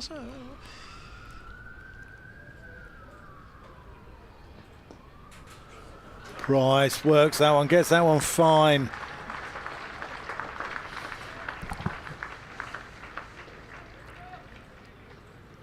I think Gloucestershire trying to really force the issue here, if they can. And Look in the background there. try and, if they could win this. Last year, Warwickshire won it in 39 overs. They're probably not quite going to do that, but if they could win it in 45, it would be a good bonus to the run rate. Yep, there we go. There's Dave Houghton far left. It's got Christmas with the Hammonds in the photo at the back. I don't know if Miles has got anything to do with it. Miles and Wally. 116 still needed. Oh, is that him stumping there? I think Price's foot came out for a while.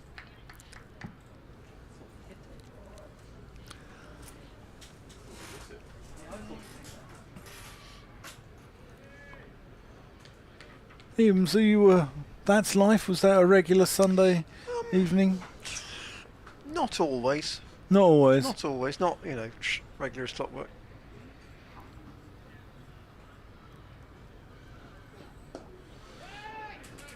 Price just defends that. They've got the runs they need off this over. No need to take any risks. If these two bat together for the next 10, takes Gloucestershire probably to around 230, 240 off 37 overs, which, there you go, there's the worm. See, Gloucestershire are ahead of the run rate. It's been steadily ahead, haven't they? Yeah. That breaking that part, that Guest Hayder Ali partnership when Gloucestershire did, was probably the key to them not Derbyshire not getting 350. Did you ever switch away from the BBC and watch the professionals on ITV? No, Bodie and Doyle? no. Yeah. No, I can absolutely guarantee that. Ah. That's massive. Bracey has lofted that over the Sanford Road stand. Now, in behind that stand, there are one or two of the food outlets, but that's a big high 6 from Bracey. Off the first ball of a new over from Thompson, and runs required down to 110. So you're always loyal to the BBC on Sunday nights? From what I remember. Yeah. Yeah, I don't recall. I don't recall watching the professionals. So you'd never go and watch like Tales of the Unexpected, or with that woman dancing in the fire at the beginning of the credits? I or? remember the credits. Yeah. I don't remember much else. Yeah. Dan, it was a long time ago. Oh. Thompson in. Bracey on to 22 already. And he'll scamper through for one more. Yeah, James Seeley like bullseye. Yeah. Go and have a look at what you could have won. Yes, if you live in Derby and win a speedboat, it's not really much use, is it? Ollie Price round the corner for a single. I mean, you could go to Holm-Pierpont, but that's in Nottingham, and you know what? It wouldn't be too popular Yeah. in the East Midlands in that situation.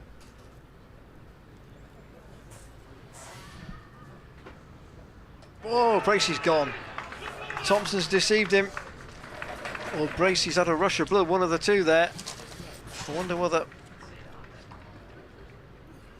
Bracey just got a bit overconfident. He's coming for the hill. Didn't get up very much, to be fair.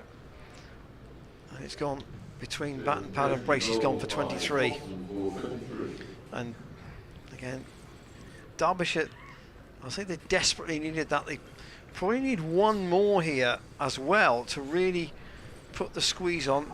I'm sure that Bracey's departure for 25 will see Jack Taylor walk out at number 6, which he does.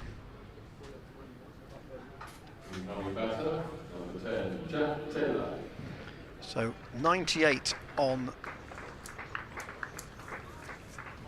Saturday in what ultimately became a defeat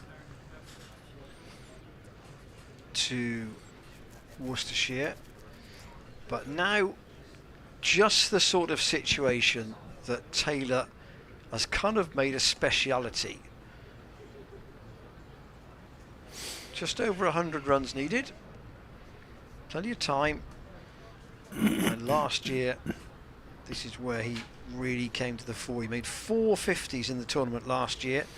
Yeah. Averaged 66, leading run scorer.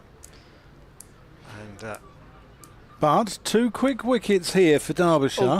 two more. And they're into the tail. Yes. There's quite a long tail here for Gloucestershire. You know, Van Makeren, Josh Shaw can bat. Zaman can. He can bat, and Ajit can bat. But really, apart from Josh Shaw, all 3 of them have batted at number 11 at some time in their career. So Zafika Haas still to follow this pair as well. But Jack Taylor's got the time to have a look here. We're only in the 28th over. Gloucestershire have been racing along at nearly 7 and over. They only need 4.9, so the clock is not a problem. Shot with the fielding by Connors. Thompson's got a wicket in that over, so he's taken 1 for 32 in his 5 overs. And I wonder what Brooke Guest thinks that Derbyshire can do from here to try and get some sort of control back in the game. Would you be tempted to gamble a couple of overs of Connors? Yeah, I would be. Maybe just 2? I would be, because I think it's, you know, Derbyshire need another wicket. or 2. And I think they're going to keep Lloyd going. I think that there might have been a school of thought there that Lloyd wasn't going to continue.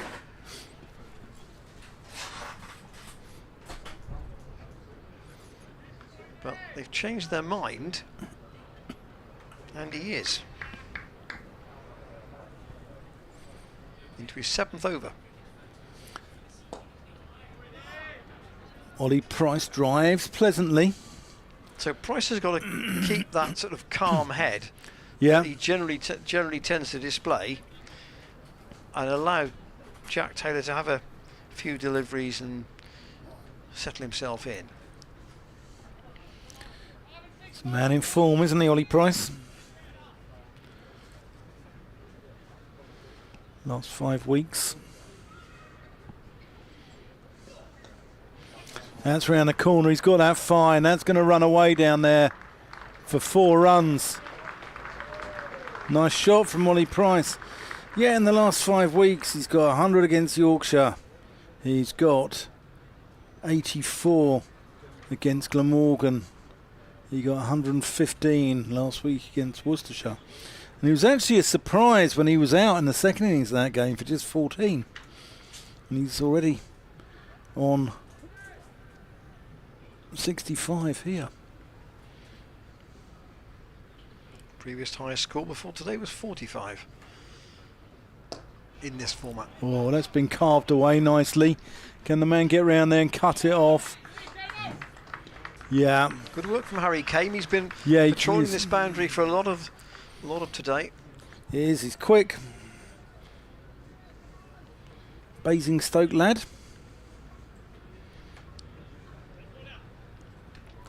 I'd be quick if I was from Basingstoke as well. Probably quick to get out of there.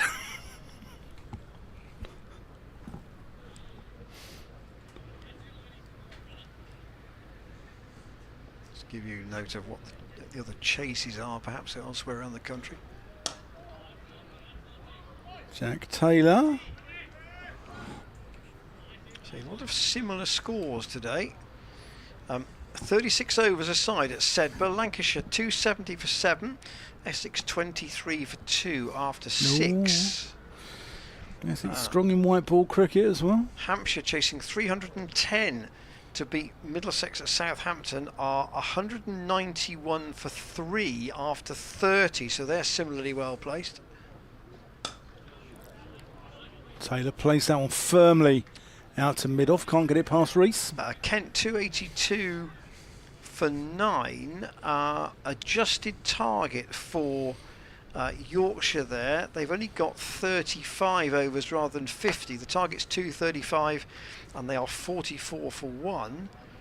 And Durham struggling against Worcestershire at Chesley Street. Come back to that in a moment.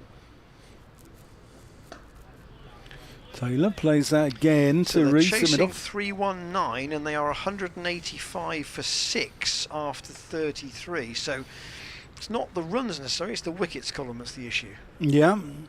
There we go. There's the worm. Gloucestershire still way ahead. And providing they don't have any mishaps in the next sort of 10 overs or so, they should be strolling to victory. Less than 5 and over required now. They're going along at 7. Yeah, and that's Derbyshire's problem, isn't it? The runs required is against the overs left is not somewhere Gloucestershire need to take risks. So the only way they're going to win is by taking 6 more wickets.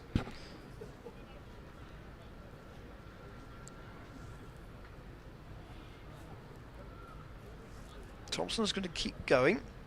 So he bowled 5 overs. I think I guess might be a bit concerned about Nick Potts here. He's only bowled 3 and he's got to work some overs around that.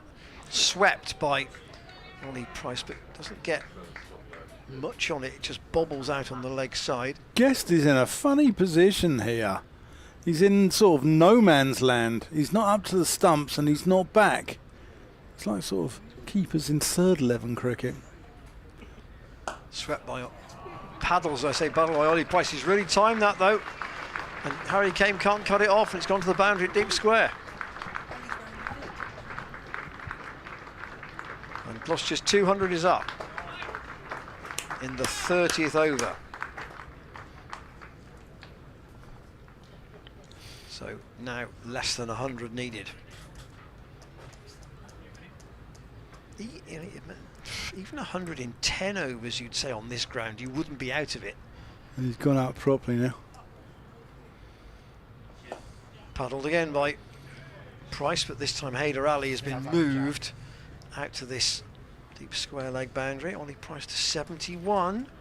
Yeah, Guest has had the wicket-keeping duties since Harvey Hussain called it a day. He played for really young, didn't he, Harvey Hussain? Was he like 15 or something when he first played? I seem to recall. So Jack Taylor to face Thompson. Still hasn't got a run. And he's having a real look here. I'm just waiting for him to launch one somewhere. Yeah, he doesn't have to do anything mental. He doesn't. And he'll know that. Thompson trots in again around the wicket. And Taylor playing safely in the V. He will get off the mark here up to long on. So the men out. Dent caught by Dahl at backward point, chopping for 8. Charlesworth bowled by a good one from Connors that nipped back and took the top of off. Tector caught by Mark Watt off David Lloyd for 86, and Bracey bowled by Thompson, giving him the charge for 23 I should say. 202 for 4 after 30. At this stage Derbyshire were 177 for 3, so there is quite a difference. And we're going to see Anush Dahl, I think, come back. Lloyd's done, an okay job in the context of matters, but 7 overs for 40 is, no more than okay, even with 298 to defend. And I say that I think the worry for Brooke Guest will be Potts' inexperience and his expense at the start, and he's got to fiddle some overs from somewhere else. He's maybe done that with Lloyd actually. Yep, here he comes. Dahl. Jack Taylor plays that out. Ball nearly hit Jack Taylor. Can you imagine getting hit 2 games in a row with a throw coming in?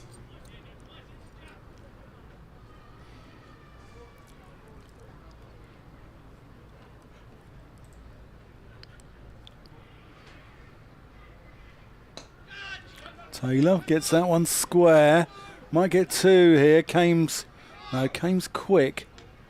Got across the ground quickly, released it quickly.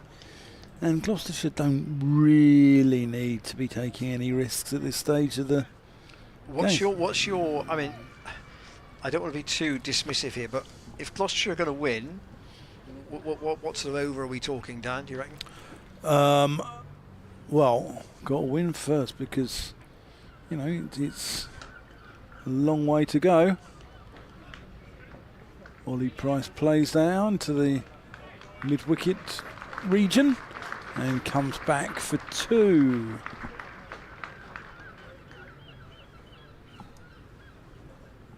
These two stay in. 44 for me.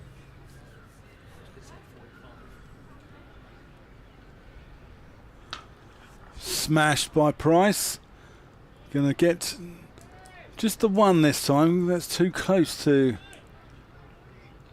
the fielder there at mid-wicket, who looks to me Wood's been patrolling that part of the ground for much of the afternoon. it might be Connors, isn't it? Defended, no run. Connors has Connors at point. just fielded that at point. Yeah, I think it is Wood.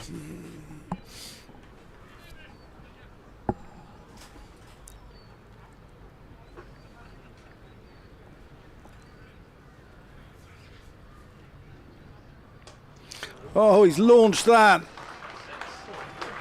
Over mid-wicket, Jack Taylor. Smash.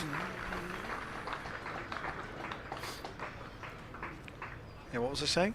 Jack Taylor winding himself up for one? Just wait, wait, wait. Yeah. And he knows this ground as well as anybody in this Gloucestershire squad. 68th T20 appearance. He's quite a few of those here. And he will know that you can attack that short boundary on the Stamford Road side, and I think it had to happen sooner rather than later. Sam Connors is coming back for Derbyshire from the Chapel end, so he's changing ends. He got 2 wickets in his opening spell, and he probably needs another 2 to give Derbyshire a chance here. 87 needed off 19. Connors to Ollie Price. Defends Price on 74. There were 200s last season in this competition. So James Bracey's was against Notts, Dan, wasn't it? I'll have a look for you, Ian. And Chris Dent got the other one, which I think was away at Durham. Charlesworth should have got one. Middlesex got 97. Punched away again off the back foot by Ollie Price. So Bracey's, I think, was against Notts. Bracey was against... Yeah, 104 against Notts. Yeah, and we think that the Jack Taylor got 95. Chris Dent's one was at Durham. And Harry's putting the thumb up. So he got an 86 today on the ground. There's enough runs left that Ollie Price could potentially get one if he's careful. Connors to Jack Taylor. Sharp, and Taylor with 1 foot in the air manages to get out of the way.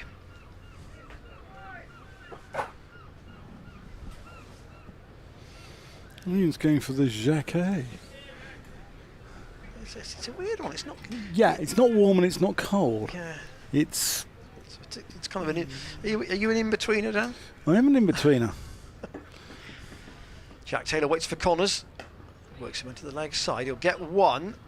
Or in fact, he might get 2 because the fielder's overrun it. And they're going to come back. Nick Potts has overrun that. And they're going to get a bonus run there. Taylor will take it. He goes to double figures.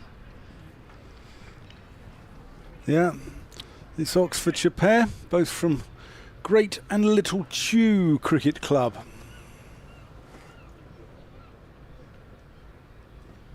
I mean, if Gloucestershire do win this, the crowd will have seen nearly 600 runs today. In fact, they may see 600, depending on how the actual pattern goes. That's very short from Connors, and Taylor actually is able to defend it out on the offside.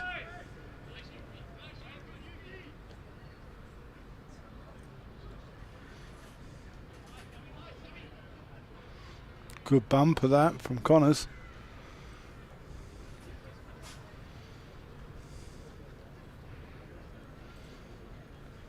Derbyshire need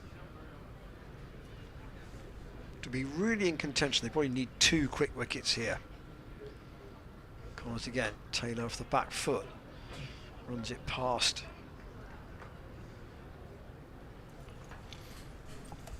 Extra cover. That's where Wood is. And Connors has now bowled 6 overs for 28. He is the danger bowler from a Gloucestershire perspective, but he's only got 4 overs left, so what does Brooke Guest do? He can't wait too long, but he probably doesn't want to leave Connors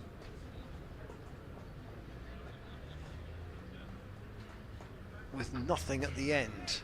He's probably only got 2 more in this spell, I would think.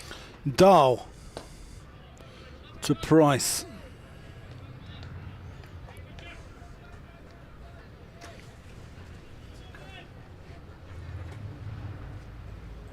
Thank you for your emails earlier on today. Yep. Appreciate that it's 5 o'clock in the afternoon. You may be clocking off for the day, if there is such a thing anymore, work-wise. Joining us for the finish. Well, judging by a lot of them, Ian, I think they clocked off at about 11 o'clock this morning. But you know, your go, correspondence is always good to receive. There's our address. Drop us some more. Make it quick though, make it quick. Yeah, thoughts on Harry Tector today? Dahl just bowling, 9 lengths. Price just gives himself a bit of room. Works himself into the offside. Thoughts on Ollie Price today, actually? His work is not finished yet. Magnificent cricketer, Ollie Price.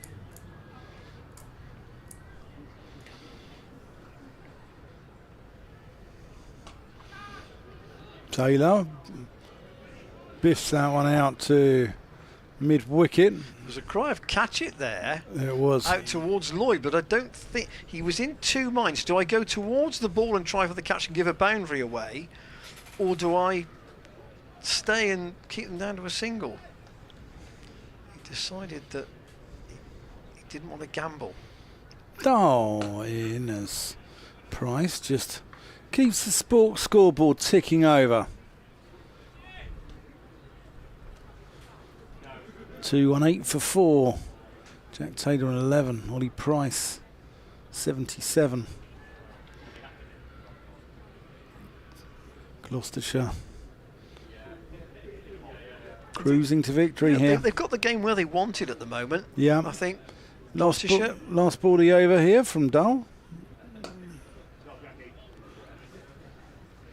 Jack Taylor plays that one through point. Sometimes single. Sometimes you get the fireworks in a chase come late on, but what's effectively happened is that Tector largely, and Price to some degree,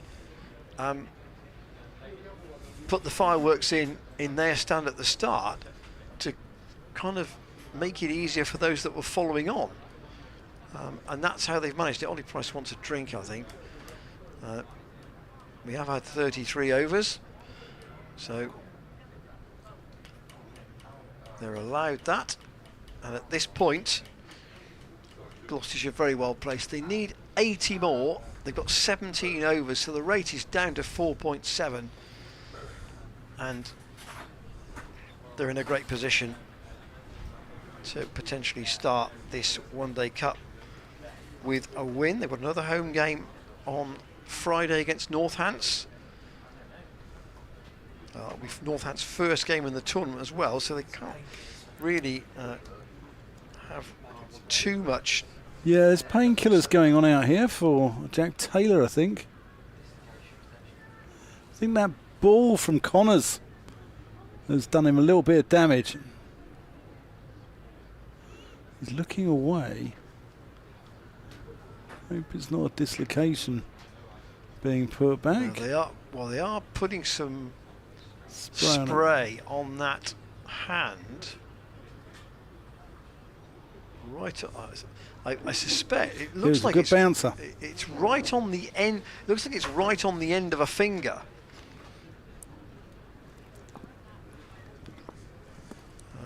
He might have dislocated it, I suppose. Just put it back in and sprayed it to numb some of the discomfort for the moment. But Taylor's going to continue. I don't want to give this situation up. Terry Blakemans, his lamb's wool sweater, chinos. Looks like he has just stepped off a boat on, off to Sardinia, off his yacht. Here is Connors. Another short ball. Taylor steers that down to third man. There is a man down there now, Mark Watt.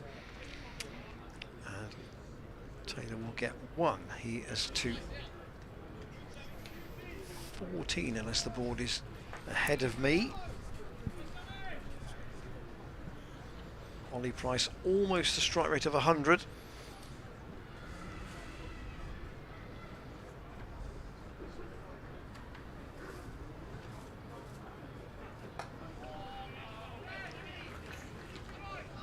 nudged up to mid-on by Ollie Price from the kind box of goodies that Carrie Barlow and her friends brought in to us. Terry Blake's gone for the fruit flapjack. James Healy is now all over it. He wasn't aware that these have been brought in. He was on his break. Connors in, steered by Ollie Price down towards the boundary at backward point. They'll take one, and that's all there will be. And now he's all over these cakes like a man with a cheap suit all over him. He's really not sure what to go for. There's a big Florentine in there, James.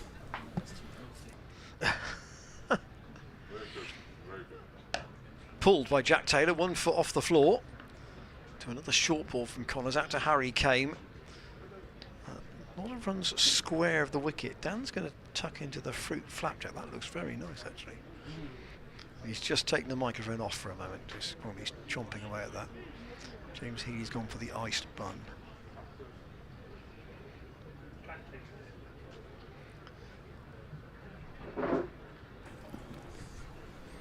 Connors picks that one up further up and well fielded off his own bowling. Ollie Price middled that. And one good thing, Ian, about having an athlete like Harry Clements in the box with us is when the naughties do come in like this, he tends to shun them because he's his body is a temple and all that sort of malarkey.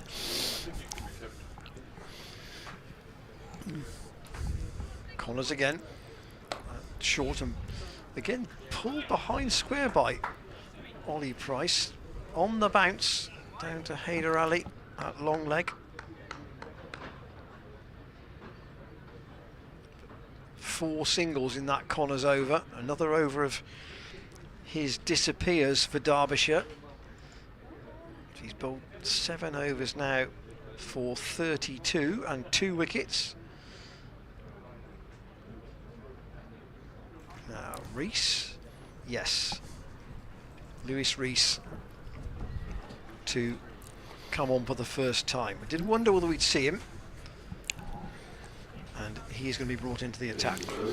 Yeah, Derbyshire just trying different things here. They have to make something happen. They can just winkle out a wicket here, especially Price. I'll be very pleased with that.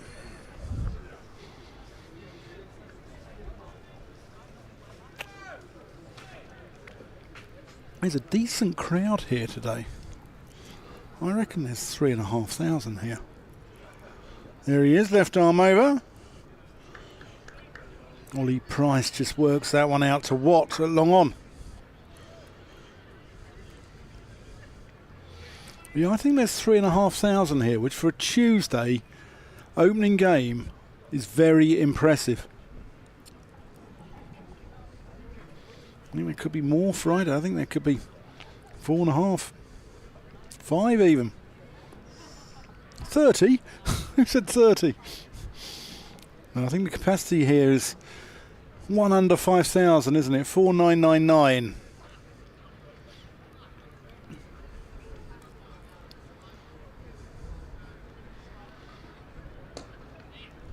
Jack Taylor plays that into the offside. Kame comes off the boundary. Fields 225 now. 74 needed.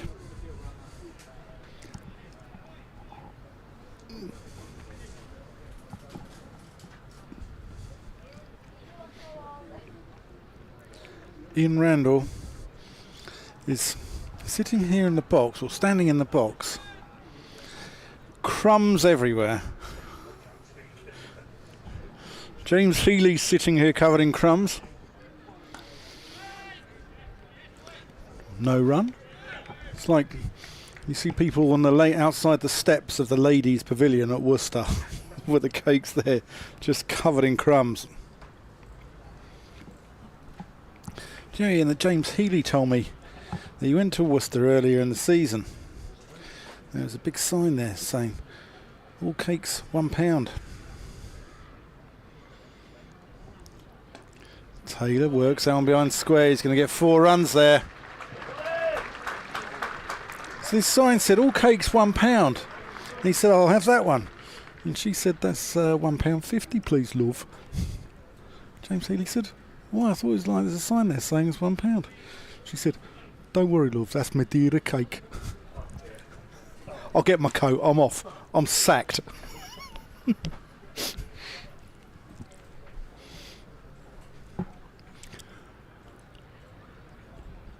Reese.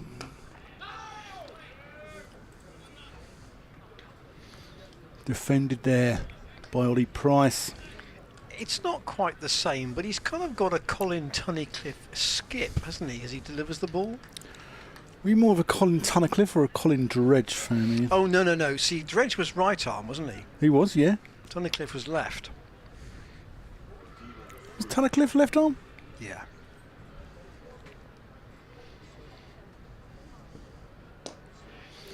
No run. Been looking up now, eh? I am, yeah. I don't remember him being.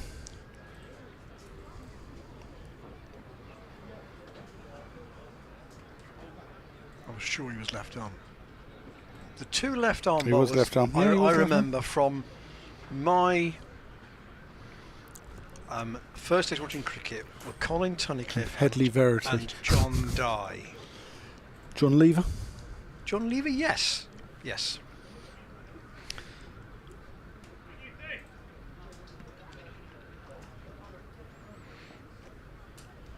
Connors keeping going. This is a kind of feels like a bit of an all or nothing from Derbyshire to try and get another wicket. I think if Connors got one, they'd take him out of the attack straight away and leave 2.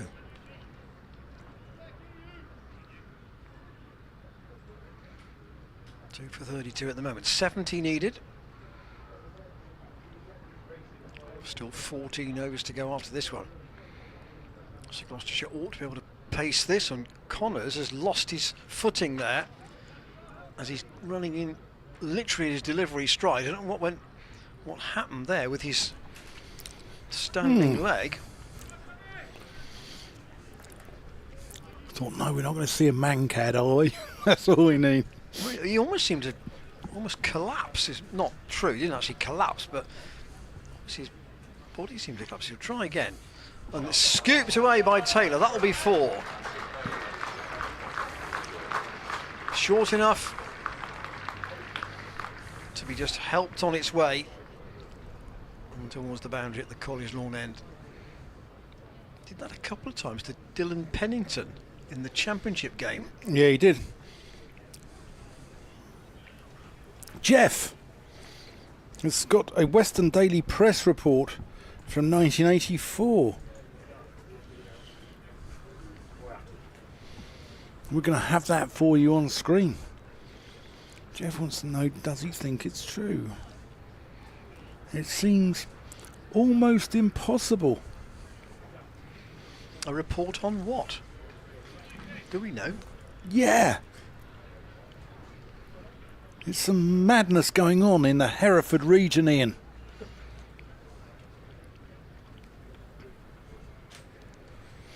Connors again to Taylor. That's dribbled just past his leg stump. There we go, look at that. All 10 run out.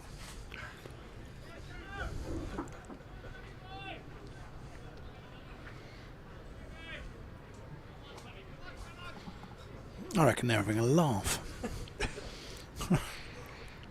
Hatherley and Reddings, that's they're in the corner Yeah, you passed that on your in way. Sherdington. Yeah, that's right. On your way to the motorway. Connors to Jack Taylor. Worked that off his hip. Away to Kame. What did they get there? 500 and what?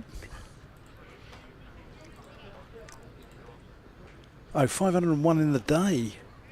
I was going to say.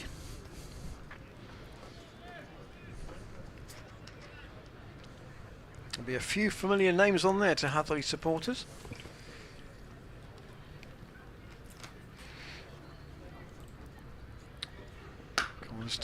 Taylor, that's biffed off the back foot. Price.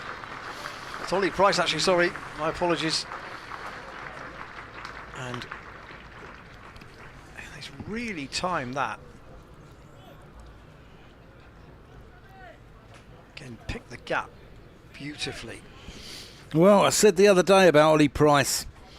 Yeah, he should be on the England Lions tour this winter. And this innings has just cemented those thoughts.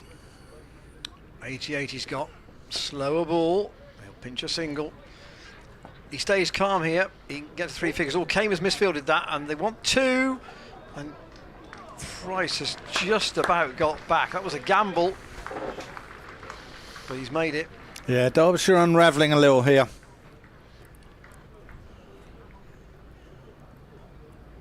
.59 needed.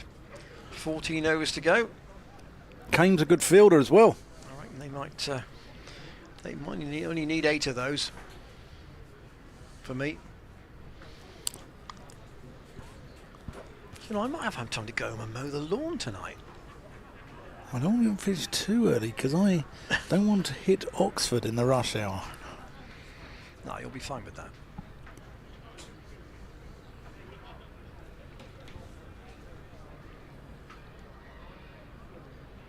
The one thing about being at cricket all the time, you can't do anything in the garden much, can you? No, and especially we've had a summer where we've had sunshine and rain. Things grow, don't they? Yeah. And the thing is, what we tend to have here is we've been quite lucky with the weather actually here at Cheltenham, but it's rained when there's been no cricket. So you can't mow the lawn on your day off because it's wet. But in what you save in haircuts, you have to do in gardening. Yeah. Reese. Oh, Sailor almost falls over there. Oh, it'd be great to see Ollie Price get 100 from here. So how long is the lawn then? Are you? The lawn hasn't been cut since the festival started. Oh, well, it's 2 weeks. Yeah. Oh, it must have been about a month. Before that, actually.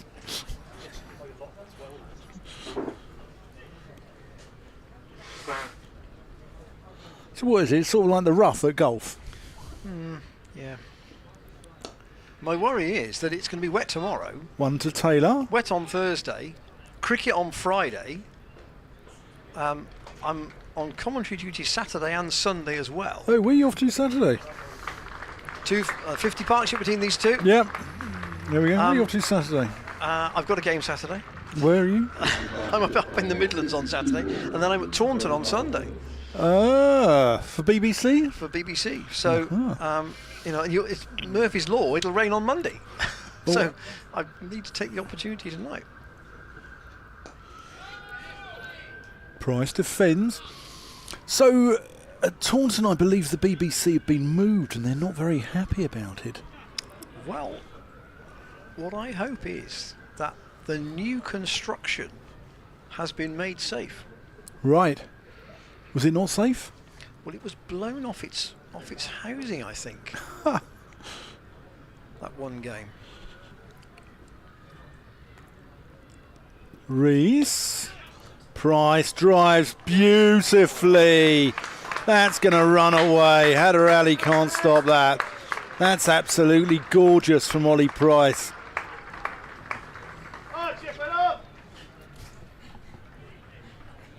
Someone shouting, go on Chippenham.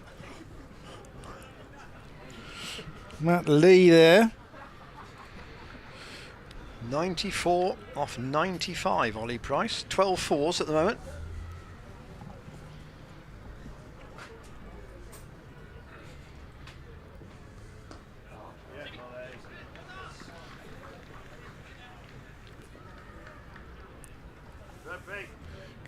Can you think of anyone who's had a better Cheltenham, Ian? Than Paul van Meekeren. No, than Ollie Price. He's got 200s. He's got an 84 here. Or if he gets 100 here, he'll have 200s and 84. Can you think of anyone else? Batting wise, probably not. No.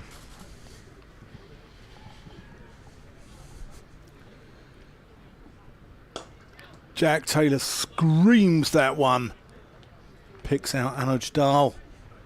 A short extra cover. 246 for 4. 53 to win. 53 off 13. It should be a procession. Six wickets in hand. Should be an opening win for Gloucestershire here. There's the worm. They've been... It's not very nice to call me that, Ian, this time of night. No need for that sort of behaviour. I did joke about mowing the lawn. It's not the lightest out there at the moment, is it? No. To be fair. No. Sun's still out on Cleve Hill, though. Yeah. Is that the lawn you're on about that you've got to mow? No. Can't you get some goats in or sheep or something like that? I didn't know. There used to be a groundsman at a club called Highgate Cricket Club in North London. Mark Watt to Ollie Price on 95. Chops that away. He'll only get... In fact, he won't get a run at all there because Thompson's onto it. And this groundsman used to have goats that you would keep the outfield nice and short. Unfortunately, it came out to the other end as well. Price paddles that round. He'll want 2 if he can get it. And it's Haider Ali on the chase. And they'll come back for his second run. So remember, before today, Ollie Price has not made a 50 in List A cricket. So he's absolutely obliterated that previous highest score, which was 45. 24-yarder there from Watt. They only want 1 there, Price to 98. Yes, he bowls that 1 ball, doesn't he, from about equal, behind where the umpire is. Yeah.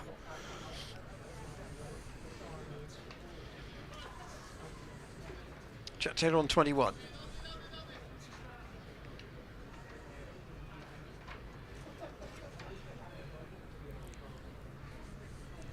Dave Fletcher at half distance thought Derbyshire were 30 runs short.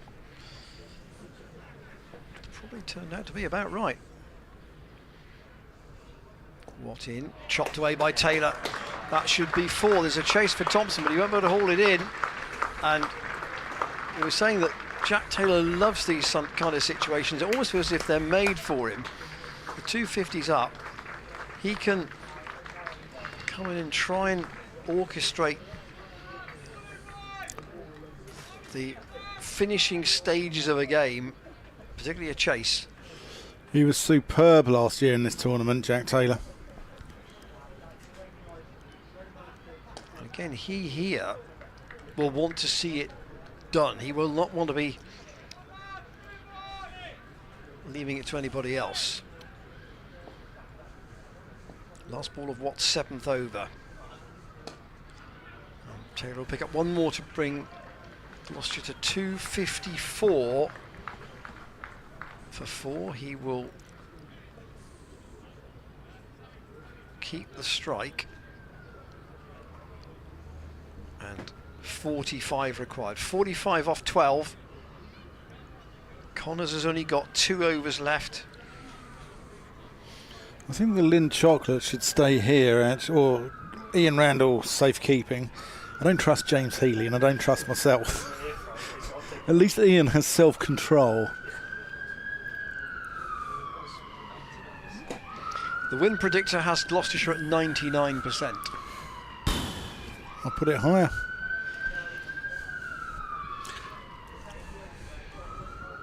So, but it's a funny competition, and you know, Derbyshire in Derby, I think, could be a decent side. Matty McKinnon back out on the field again. I'm not sure who's gone off. Someone's just trotted off to our left. It's not an easy place to go, is it, Derby? Reese here, bowling to Jack Taylor, who smashes that one to mid-off. No run.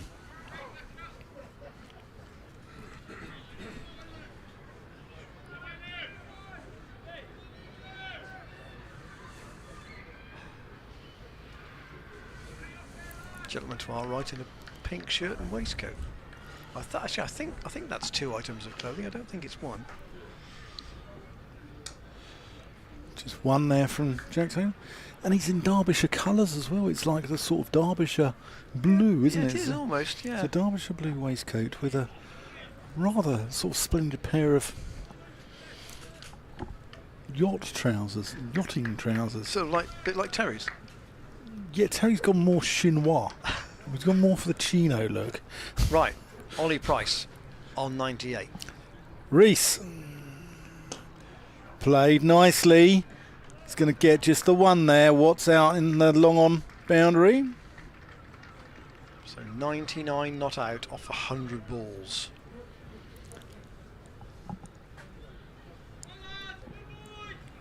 Just well paced.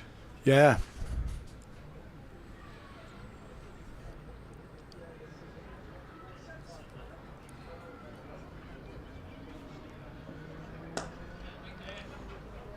He's wound himself up for that. Gone straight to McKiernan again. Yep, no run. So when you get that 1-6 at the moment, when he hadn't been in very long. I think he only had 2 at the time, and he launched one into the almost to the right of the Old Patesians marquee, and since then he's played very sensibly, Jack Taylor.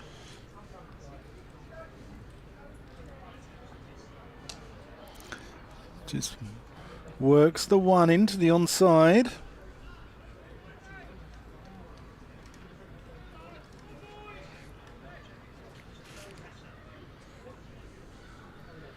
Derbyshire, it's almost sort of hat-trick territory here, isn't it? Somebody does that, They need one. then they're in the game, but other than that, They need one. Here's Reese. Going to bowl to Ollie Price. Works it away. There's his 100. The King of Cheltenham.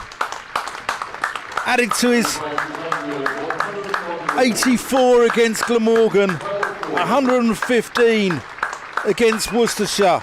And now 100 off 102 balls here against Derbyshire. Ollie Price, what a festival he's had.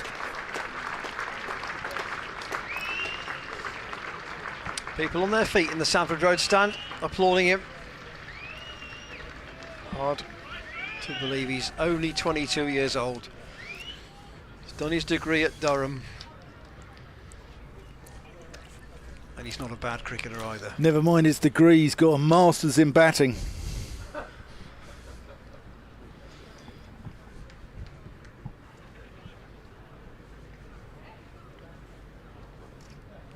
Well deserved. Very unfussy kind of innings. Now Potts is coming back for Derbyshire. And this might be an invitation to Jack Taylor if he can get down Potts' end. But Price is on strike at the moment. And he tries to just squeeze that out on the offside. The numbers for Ollie Price's 100, 101 balls, 12 fours. And the other major contribution of the innings, obviously, Harry Tector's 86. 8 fours and 4 sixes, made of only 69 balls. That was a joy to watch, wasn't it? Really was a joyous innings.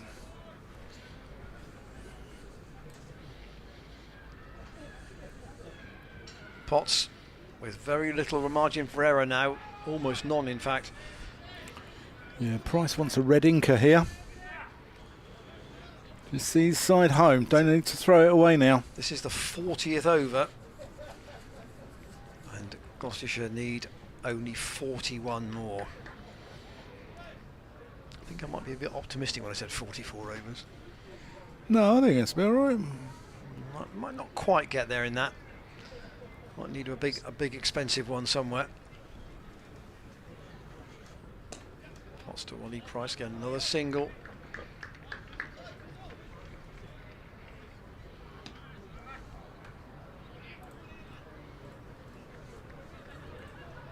Interesting, isn't it? Because I think at the start of the season we weren't sure whether he would play much of a role in the T20 because he looked to be sort of a long form player. But, you know, as it was, he had a really good competition with the ball. He's my player this season at the moment. Yeah. Jack Taylor waits again for Potts. That's pulled into the leg side. Kamer's on the chase. He'll get a kind bounce, and he'll get just a single. Price finished up with 10 wickets at 15.5 in the T20. In the T20. To be fair, he only averaged 16 with the bat, so you know, might argue that he didn't have as good a summer. But in the Championship, he's got 550 runs at 46, and he started with a bang here. Clipped away again. That might be 4 more. As a chase out towards the boundary in front of the Players' Pavilion. He might have to run 3 here. Oh, that's great fielding, great commitment there. It's a good chase. Connors. And they will come back for 3. Brilliant. Only Marcus Harris has a higher average at the moment than Ollie Price in the Championship. And throw into the fact he catches pigeons at slip as well. Yeah. I mean, he's taken more than Bracey, isn't he? He's keeping wicket. I think they might be level. Yeah. I think maybe at 18 apiece.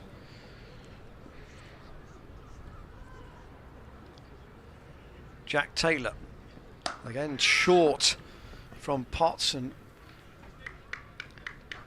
did a lot of stuff on the leg side today, Gloucestershire, which kind of says that there's not been an awful lot of pace in this pitch. You've had time to work anything that is. Ollie Price wants a banana now. He called for something. Wants a banana. 264 for 4. If I got a big score, I'd be celebrating with a pint, not a banana. But yeah, Harry, run him out a donut, can you? Yeah. He deserves it. He can have it in Randall's. So these two have added 73 together so far for the 5th wicket. And if they were to see Gloucestershire home, that would be another century partnership. The gentleman's splendidly dressed for Cheltenham, isn't he, to our right? He's pink shirt, waistcoat, Panama hat. So Mark Watt trying to buy a wicket, I feel, for Derbyshire here. 35 off 10.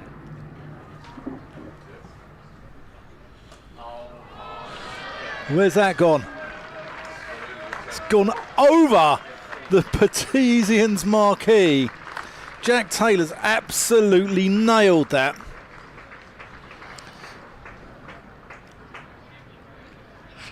Few spectators in the front of that marquee raising their glasses. Ball's just been returned from the back. I think that may have, more than gone over, it may have actually bounced on the top and gone over the back. So I think it's gone into the portaloos at the back, isn't it?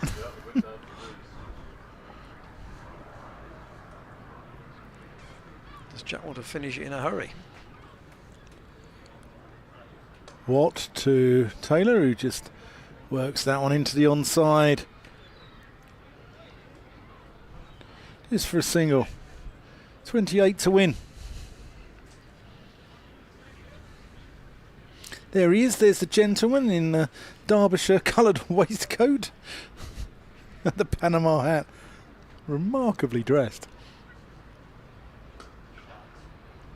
Price sweeps that one. Gets on it a little early though.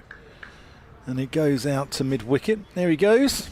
Do you sometimes find in this situation that the last few runs can unravel quite quickly?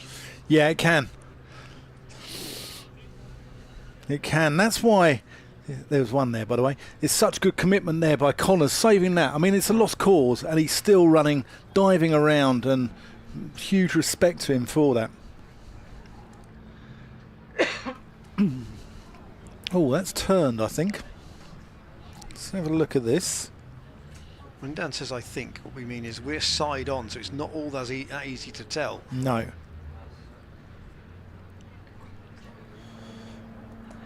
Taylor sweeps. Goes out to deep square. 10 off the over. Watts none for 67 off 8. Gloucestershire 274 for 4, underpinned by a brilliant 106 from Ollie Price. Aided and abetted by Harry Tector with 86. James Bracey with 23. And Jack Taylor coming in and doing what Jack Taylor does. 38 off 39 balls. I mean, he wants a red inker as well, I would think. Of course he does. Yeah, of course he does. He's been on the rough end of a few decisions this year, Jack Taylor, and I thought he was that knock against Worcestershire where he got 98 the other day. I thought he showed real courage there. Pots in all. Ollie Price pushes at one. Yeah. And it goes through to Well bowled. Brooke Guest.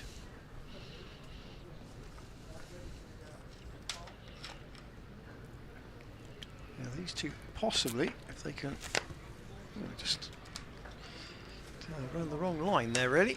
Just held its line. Yeah, just was maybe slightly just moved away.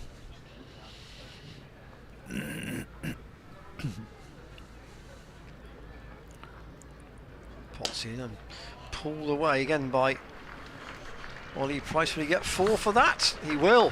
Again, Kame can't hold it in. He's at deep square, and Ollie Price has got that far enough in front of square that it's gone away in front of, almost in front of mid wicket for 4 up towards the members' stand. 21 more. 21 to that 44th over wasn't a bad little suggestion. It's not often you impress me, Ian, but today you have. One more to Price. And we must say, and it is something of a joke in the TMS box about the number of boxes of cakes and things that are brought in. It's not the cake, Dan, it's the card, isn't it? Yeah. That has been put together. On the front of the card, Dan will put a picture of it on social media later on. There's a picture of Cheltenham sort of in the... It's kind of sketched out with a couple of sets of headphones, almost as if it could be at 9 o'clock at night, but it's almost as if somebody's trying to draw it rather than anything else, and that's a no ball. For one over the head. From Potts. And I say it's the thought and the trouble that's taken. Yeah. For that. That's the thing. Yeah. No, the media den. Forever known as that. It will be known as the media den. As opposed to the media Dan, which is you.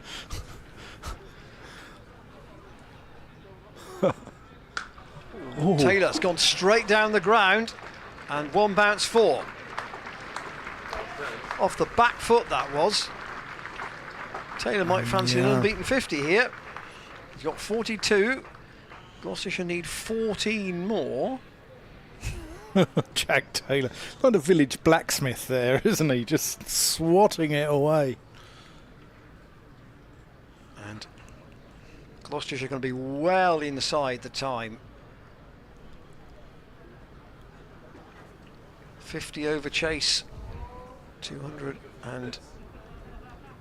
It kind of sets a benchmark for Friday a bit in terms of a guide as to what might be possible. Well, it does, and you know, if Gloucestershire do win that game on Friday, it puts them into, you know, it's only a start in this competition, but it's a very good start.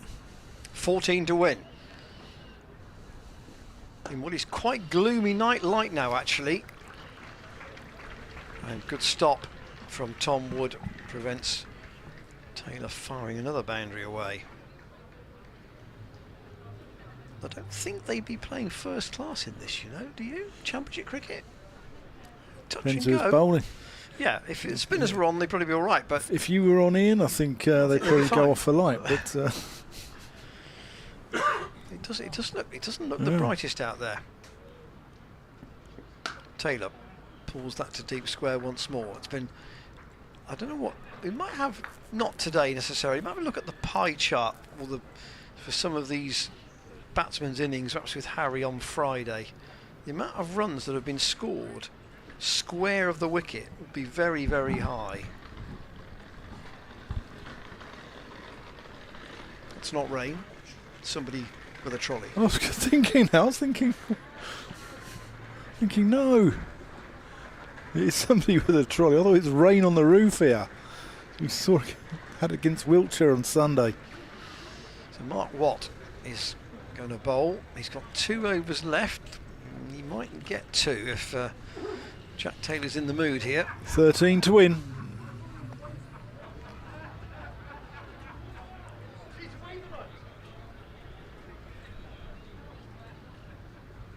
That's gone miles. Jack Taylor. Oh, bloke stuck out one hand there. It's gone deep into that marquee. Taylor to 49. 100 partnership for these two. Yeah, well batted. And well batted Jack Taylor as well, because Gloucestershire were not in trouble, but a couple more wickets and you start exposing the tail, don't you? And Jack Taylor just playing a real sensible innings. That's gone in the air. It's gone one bounce out. That's going to be Jack Taylor's 50. 45 balls and a very popular knock for a very popular man here at Gloucestershire. Ollie Price just touching gloves with him. 3 4s, 3 6s. Well batted, Jack Taylor. 6 to win. Watt, Price sweeps. Cry of Gloucestershire, la la la, comes from one of the marquees. I think the cider may have been flowing in the marquee possibly, but This is the 43rd over, so it'll be a massive help to the net run rate. A massive kick start to it, a better phrase. Now, can Jack Taylor win it with 1 hit?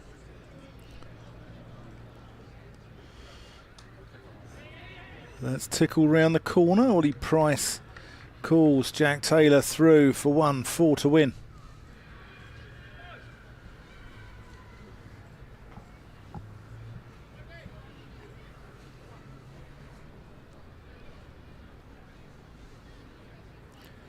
Watt around the wicket. Price sweeps. Just gets 1 out to deep square. That was in the air for quite a long time now. I That's thought he'd put twice it. now. David Lloyd has had the ball go towards him, and he's not either read the flight or felt he could get there.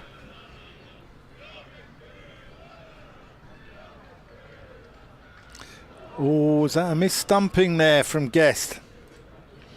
Jack Taylor's laughing. So Gloucestershire need 3. I don't think we'll see Watt again. This partnership made in Oxfordshire. Seeing Gloucestershire to a comfortable victory over Derbyshire. 105 they put on, these two, for the 5th wicket. And they've got Gloucestershire to a place where, with 7 overs to go, they need just 3.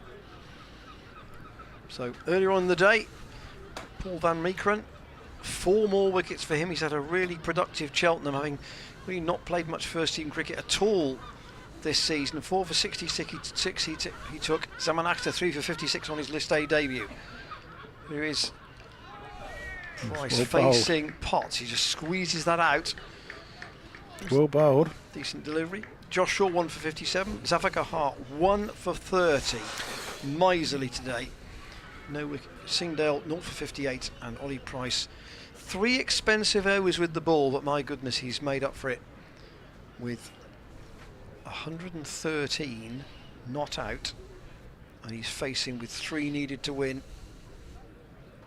in this 44th over.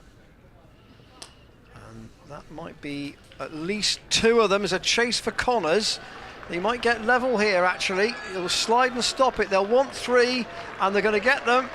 And Ollie Price has hit the winning runs here for Gloucestershire. They've won by 6 wickets. He's finished 116 not out.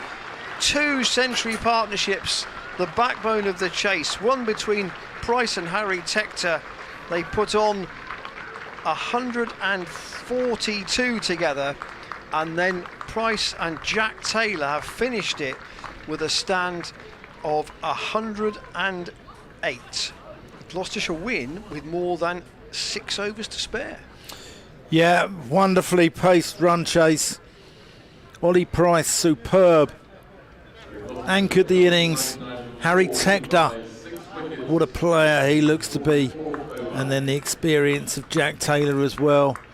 Little cameo from James Bracey helped them home as well, but really this is a comfortable win for the hosts, and they'll look forward to Northamptonshire here at Cheltenham on Friday. Well, I think in a game where you're facing a pretty big score, not an outrageously big score, but a pretty big score, Gloucestershire have really won that with quite a bit to spare. Connors 2 for 43 for Derbyshire.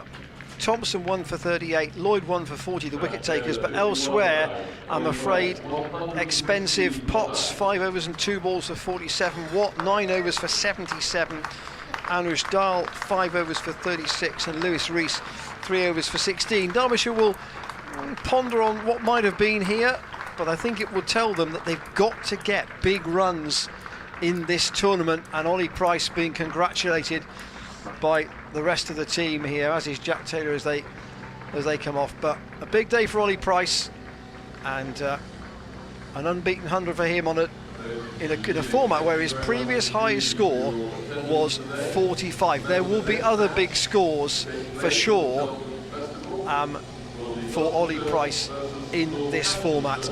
Ground staff immediately out. They're going to cut the outfield tonight because they might not be able to cut it tomorrow if that forecast is correct. And there's the scorecard there for you. There's the card of the Gloucestershire innings. Yeah. Ollie Price, though, deserves every bit of applause he gets here. He's been absolutely superb and loves this ground.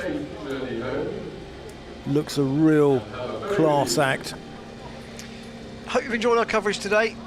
If you've been at work and had the cricket on in the background, you've had nearly 600 runs here at Cheltenham today. There's the nub of the day's entertainment. Derbyshire well in the game, you thought, at 298. They certainly had something to bowl with 82 from Hadir Ali and a half century from Lewis Rees, and then with Gloucestershire's reply built on Ollie Price's unbeaten 116. Harry Tector, on maybe his only appearance, made 86, and Jack Taylor 51 not out. We will see you on Friday for Northants.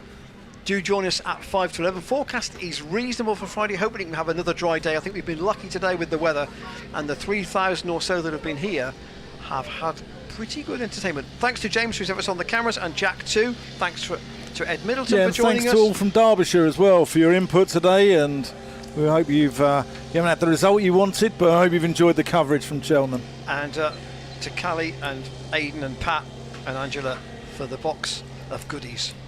They may be devoured now at the end of the afternoon. From Cheltenham, enjoy your evening. We'll see you on Friday for Northants at 5 to 11. We'll see you then.